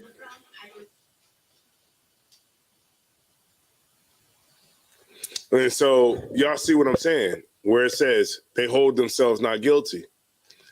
Now, who did that? That was a hate group that did that. We see that this police department is a hate group. But we're the hate group because we respond to the hate that's being inflicted on us, because we stand up and say no more. Are we going to allow you to handle us any kind of way? You know what I mean? But we're the hate group. The Southern Poverty Law Center got us on the hate list. If you look up the Southern Poverty Law Center, you'll see if you look up Delaware, and I looked it up today, it got us here. It got us here, and it got the 2 schools here already. They got us on the monitoring list. They got, like, I don't give a damn if you were I.S.U.P.K in a city with one brother. They got it. They got you on the list. They monitoring everything, and they got you down as a hate group, right? Keep going. They got Oklahoma too, Kazakwana. They got Oklahoma too. I looked, I was like, man, for sure they don't got OKC on there. And I looked and they said OKC. All right, keep going. And they that sell them say, blessed be the Lord, for I am rich. That's what they say. You know, the hate group that has sold you into slavery. They say, blessed be the Lord, man, I'm rich. Good to go. That's a hate group. Go ahead, Matazaba. And I want you to get. Remember, I think it was on the Breakfast Club when the guy, Lear Cohen, was there. And they was like, hey, they asked him a question, was like, hey, you know, a lot of people that you sign, they be talking about, you know, destructive stuff. And then he was like, what'd he say? He said, I know, but I got to feed my family. Yep. You see what I'm saying? Yep. He doesn't care if you sell destructive music to yourself, as long as he eats, as long as he continues to, you know, be rich. And you know what? I didn't even try to open up the book to this page, and it opened up the book to this page. I didn't even look at the page. Damn, you walking like Fred Sanford.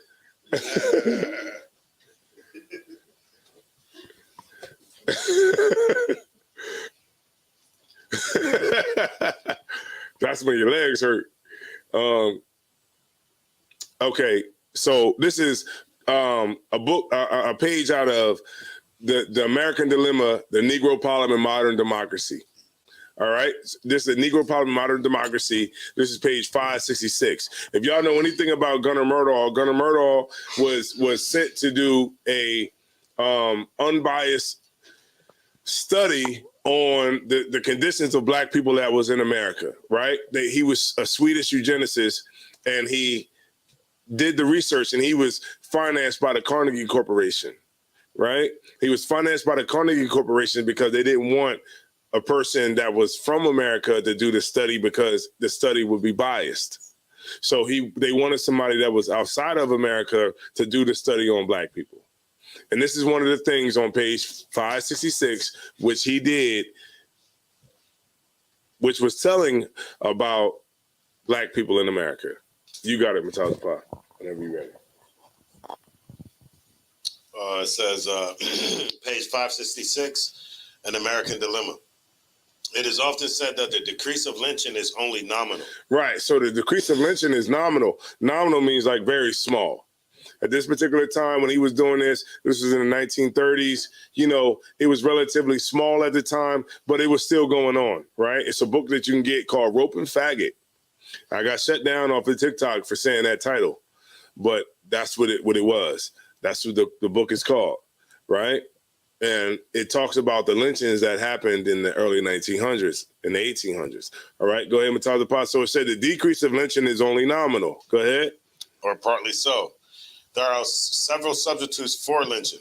Right. So what are the substitutes for lynching? Now we see today where, brothers ain't getting lynched like, as probably in secret they probably are, but, where it's recorded, right? It's only nominal. Go ahead, Mataz Bob. One is the killing of Negro criminals by the police officers. Right. So what you see now, when we saw the number at 1,090 something, 1,900 lynchings. Well, I said it right there. 1,900 shootings were 1,900 lynchings. That's what the book just said. Could you read it one more time, please? It says, in American Dilemma, page 566, it is often said that the decrease of lynching is only nominal, or partly so. There are several substitutes for lynching. One is the killing of Negro criminals by police officers. There you go. And this is a book written by 75 authors who wrote this book unbiased because they're not from America. They don't have any vested interest in anything that goes on over here. But they wrote it because it was an honest assessment of what goes on in the South and what was going on at that time. And one thing that they saw that there was a substitute for the lynchings, and it was the killing of Negro criminals by police officers. If I can read the other two. It says another substitute is quiet murder without the formation of a mob. So they just, like you said, they just kill you somewhere, nobody never know. Cops take you in the backwoods somewhere. You just wake up dead somewhere. You know what I mean? And then it says another substitute is quiet murder without the formation of a mob. A third substitute, legal lynchings. Proper is that in that which police and court officials promise to vigilante leaders that the accused Negro will receive quick trial and the death penalty if he is not lynched. So imagine all the times that brothers, even like, okay, remember that little 14-year-old kid? Like a 14-year-old kid they put on an electric chair? George Stinney. You see what I'm saying? Yeah. They a speedy trial, speedy quick trial, kill him, get him up out of there, right? So that the mob won't get crazy. Right. You see what I'm saying? And so it's like you damned if you do, damned if you don't, because you're never going to get any justice. Period. The mob is going to kill you, or the system is going to kill you, so the mob don't do the lynching. Right. And it's like it doesn't have any like indications of who did it or anything like that. It just gets done. And that's what they did with George Stinney. But they gave him a posthumous, acquittal. You know what I mean? 70 years after he did, they say, well, he didn't really do it, so we're gonna acquit him now. But he's already dead and gone. Damn. All right.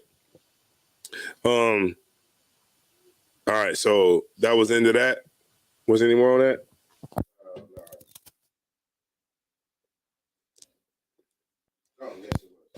All right, no sweat.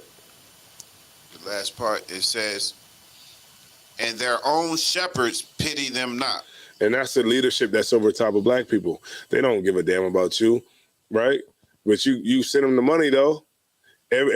Look, Kenneth Copeland. How can people still be listening to Kenneth Copeland?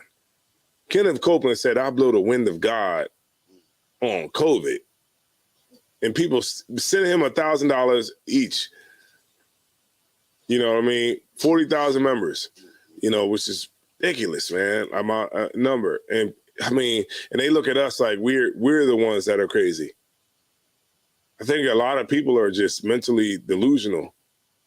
And it's a real mental issue that really needs medicine. A lot of people need medicine. And they look at us like, we're the ones that's saying something crazy here, but it just shows you how delusional and how mentally ill the American public is. Go ahead. If I may, I'm gonna show you how ill black. I'm gonna just speak on black people, right, and how mentally ill and delusional black people are. So, you know, usually I work on the weekends, but being so we just came back from the Passover, I still was off Sunday. So I happened to catch the Jehovah's Witness when they came by. You know what I mean? When they came to the crib? They came to the crib. Yeah. They came to the crib and I was home. You see what I'm saying? So I was home and I came out there and, of course, how the conversation went. And so, but he was trying to tell me, I was telling him that everybody in the Bible was black and everything like that, right? And you know what he was trying to tell me? He said he knew that the Jews, he did his research and knew that the Jews wasn't white. But the picture of white Jesus that he showed me, he said, ain't light-skinned people black? He said, ain't light-skinned people? I said, but that's not a light-skinned person. That's a white man. You know what I mean?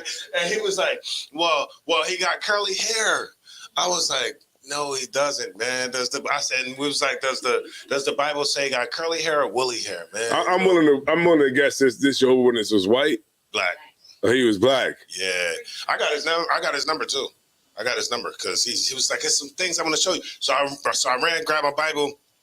Was like, "Hey, you want to learn about God? You know, do you want to learn about?" Damn, you had Shay Kayal filming it. Yeah, she was a little her phone. So like this. I can't wait. You know God damn it! I can't wait because he's trying to get away from me. You see what I'm saying? I'm like, yeah, the wicked flee with no man perceive. I'm just asking you questions. You know, we were just talking about the Bible. He was, I'll talk to you, brother. I'll talk to you. You know what I mean? That's a horrible thing when you see black Jehovah's Witnesses. And it was a bunch of them too. It was like four, and it was old people, man. They was like in their 70s. And you know what? The heart. And you know what it is? They just trying to get the kingdom of heaven. They think the kingdom of heaven is in Jehovah's Witnesses, you know, and following Charles Russell. Let me show y'all something, man. I'm gonna show y'all something real quick.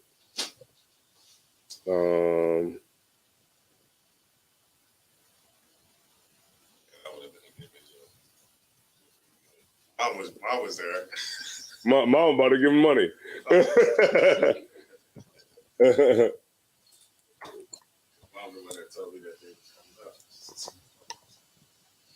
All right, so let me show y'all something real quick. I'm gonna present this to y'all. I'm gonna share my screen, and I'm gonna show y'all Charles Russell. All right, Charles Russell. This is his grave site.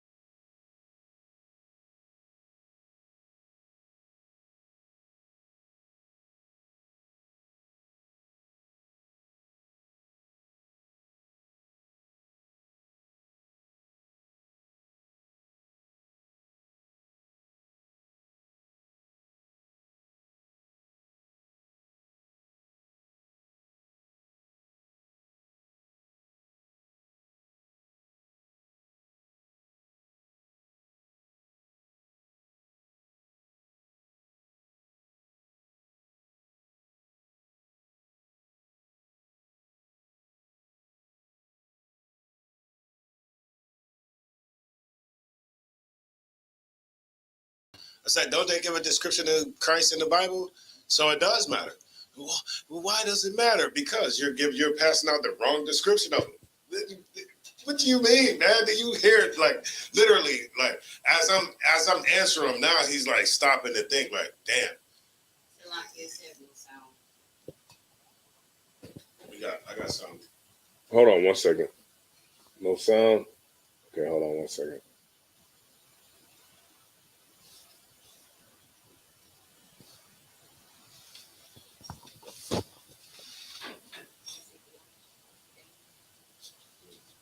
Testing 1 2 3. Testing 1 2 3.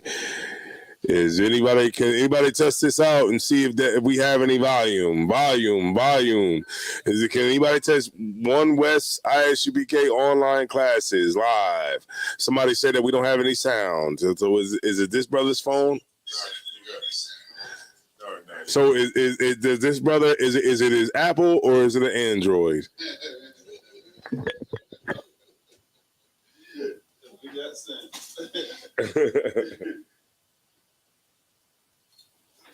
Cause I went out, I was like one. All right, so boom, we got that. All right, I'm just gonna hit 2 more scriptures and then we out. Matata Pa, I guess you here. Can I get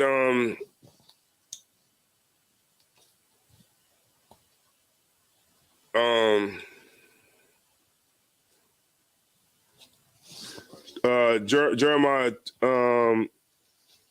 29 and 7.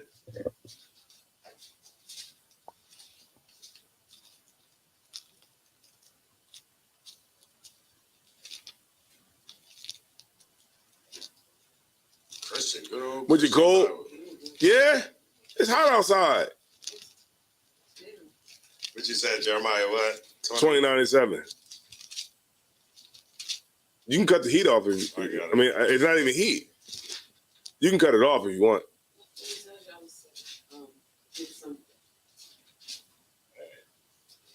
You need like a jacket or?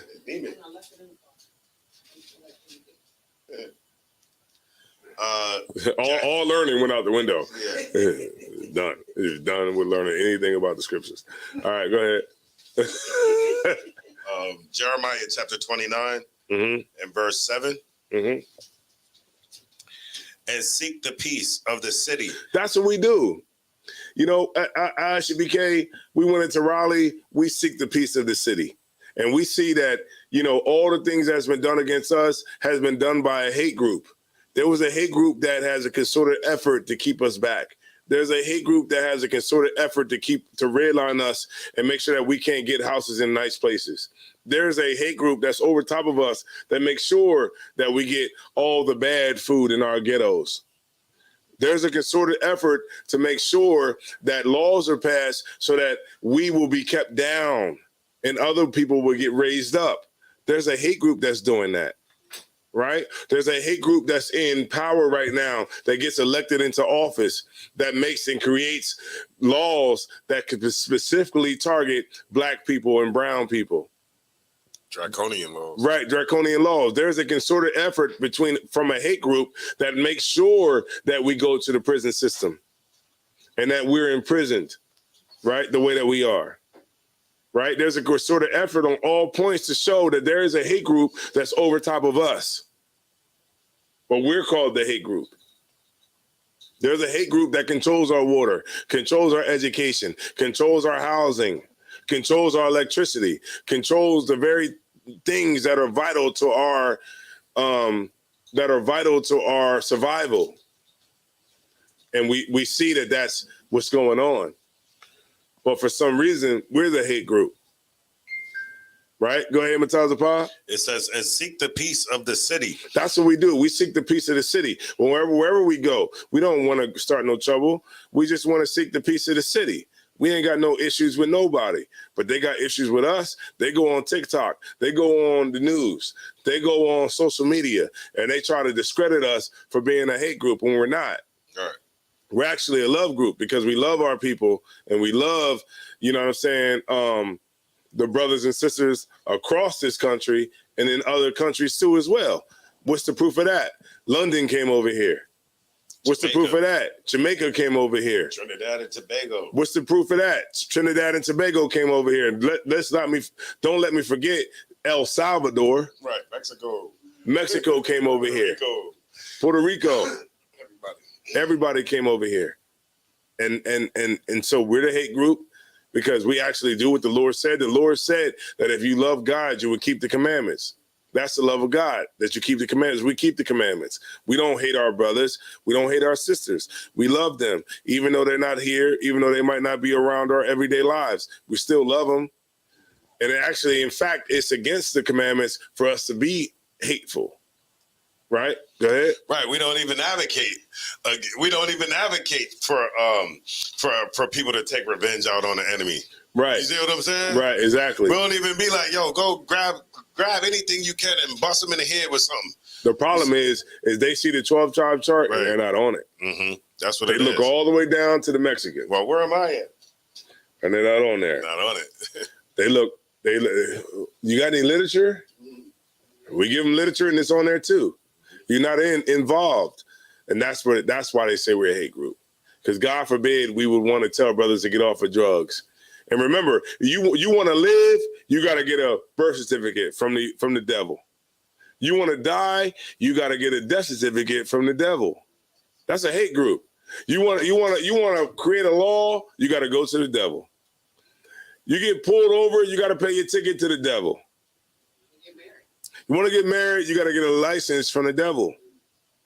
You want to get a mortgage, you got to pay that mortgage to a bank owned by the devil. You want what's the new hot music out right now? Who's hot right now? Mm-hmm. I don't know. Ain't it the drill music or something? Chicago? Glorilla, you would not know about Glorilla if it wasn't for the devil. It sounds like a hate group to me. It seems like a group that controls every aspect of our lives, right? Music, politics, religion, music, everything. Hollywood, drugs, magazines, news. But they call us the hate group. I don't think that. I think that we're a love group that's being called a hate group. Right. We're a love group that's getting hated on by the hate group that's calling us a hate group. Right? You want me to finish it out? We didn't finish.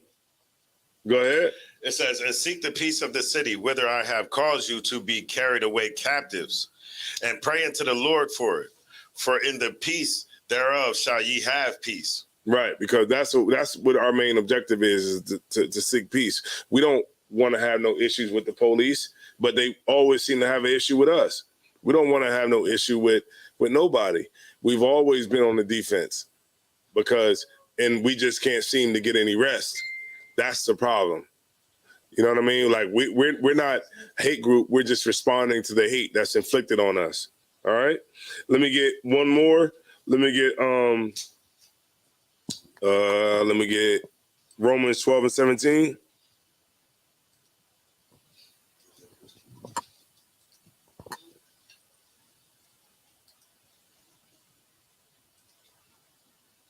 They would say, pull yourself out by your bootstraps and then steal your boots.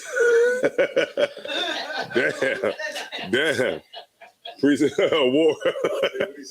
War said, they would say, pull yourself out by your bootstraps and then steal your boots. Damn. Damn.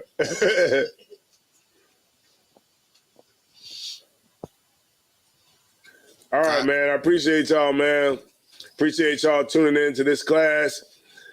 Appreciate y'all, man. You know, at the end of the day, y'all the reason why this whole thing flows. You know what I'm saying? And we back to business, man. So look at the Passover as a time for you to be renewed. Right. And then take that spirit that you have and go into the new year, because now it's the new year. Damn right. Go into the new year with a different set of a different set of what's that word I'm looking for? Motivation. You know what I mean? A different motivation that you had from the year before. You know what I'm saying? I'm not talking about the motivation like, a nigga that say, I'm gonna go to Planet Fitness this year and don't go.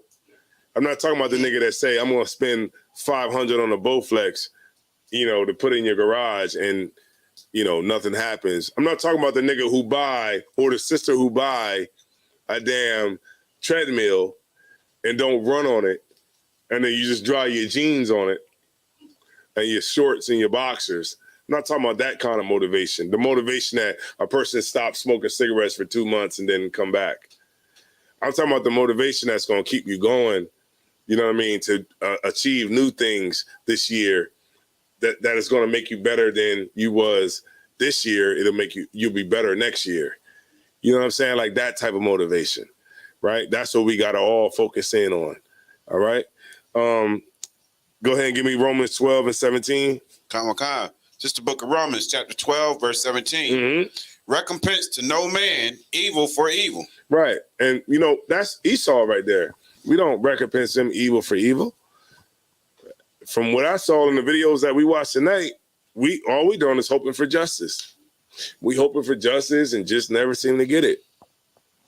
The Lord knew what he was doing when he put us under Esau. He knew exactly what he was doing. And he put us under the people that's not going to regard the person of the old or the person of the young. And the Lord made sure of it. That's what makes the Lord so meticulous in how he authored our situation. Because he put us under a people that don't give a damn about logic. That don't give a damn about what's right or what's wrong or none of that. Don't give a damn about their own laws. We can change it if we repent. That's what the Lord wants us to do. And I know a lot of people, they think repent means what? You just pray real hard, right?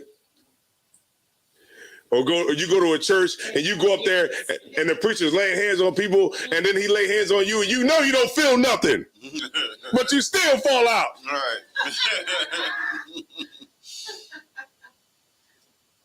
You don't feel nothing, but you still fall out. Not that kind of repenting. The kind of repenting where you change. The sister tickled. You fall out. You ain't supposed to. You don't got to fall out, but you fall out because it's the right thing to do. I know. I fell out. I saw people put the pastor laid hands on people, and they fell out. And when I went up there, I was like, they put the sheet on me and everything, Mataziala. They put the sheet on me there. I was like, yeah. Hey, look. Hey, you don't know you can flip until you go to church. That's when I knew I could flip when I went to church. I did a backflip when I went to church, but I was like, yeah, I didn't know I could do a backflip. That's how you know you might be good at gymnastics. Just go to church. Go to a tent revival. But that's not what repentance is. Right. Repentance is you changing. And as long as we change, the Lord will change our situation. But if we don't change our situation remains the same. And the hate group is going to be over us, and the hate group is going to be ruling us. And we're going to be the love group, but we're going to be portrayed in the media as a hate group. And that's just the dynamic between the two. Because the Lord didn't want it to be easy for us. He wanted us to come and seek him wholeheartedly. The scriptures say, if we bethink ourselves in the land of our captivity, then will the Lord, I'm paraphrasing, but then the Lord will look down and have mercy on us. Yeah, right. But until we do that, we're going to be always called the hate group, even though we're the love group. And the hate group is going to be called the love group, even though that they're the hate group. All right, with that being said, man, I'm going to turn the class over to Precinct Officer Mataziala.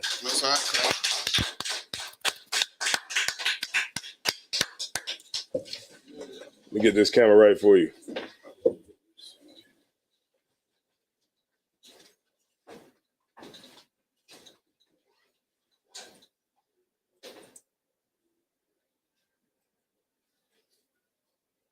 I.S.U.P.K security announcements.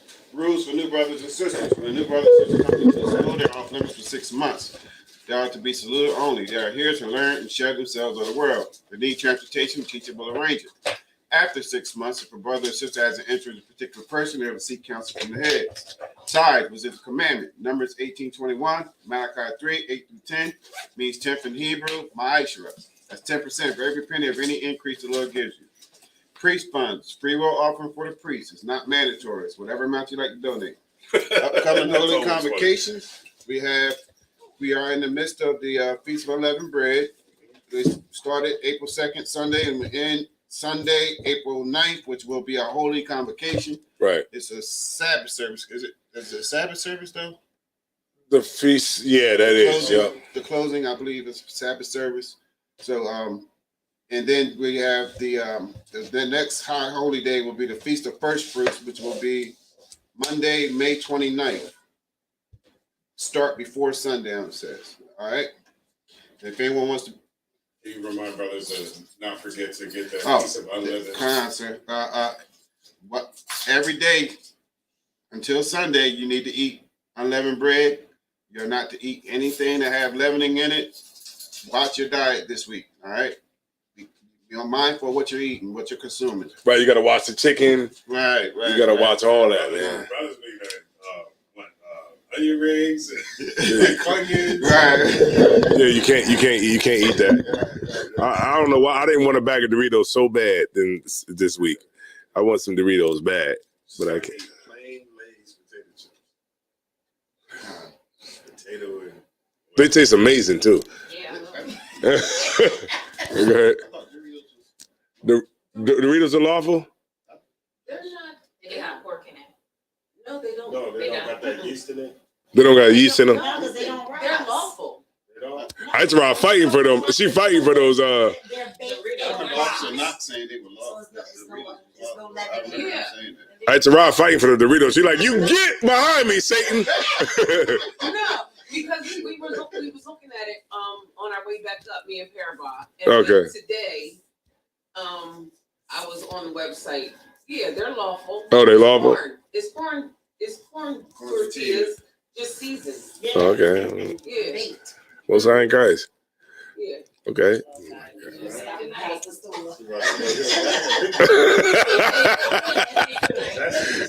What? I'm about to get the spicy joints. Okay, right. All right. Anyone wants to be a trooper? What's that? The soda? Anyone wants to be a trooper in the school? Start wearing all black boots, shirt, pants, headband, and scarf. With that being said, Mr. Richard, Amaju. Amaju Shabbat. Amaju. Barak. Yahweh Shem Shabbat Thumb. Guys, Matai, Sergeant Lieutenant, Sister Amaju, please stand. We'll give Sister a courtesy salute. Mr. Richard, Amaju Shabbat. Amaju. Barak. Yahweh Shema Thumb by Shem Yahweh. Yahweh Shema Alatham Bashim Yoshai. Guys, Matai, class dismissed. Yeah. Look, Officer Naka said that they were lawful. Azar came out there and said the Doritos are lawful.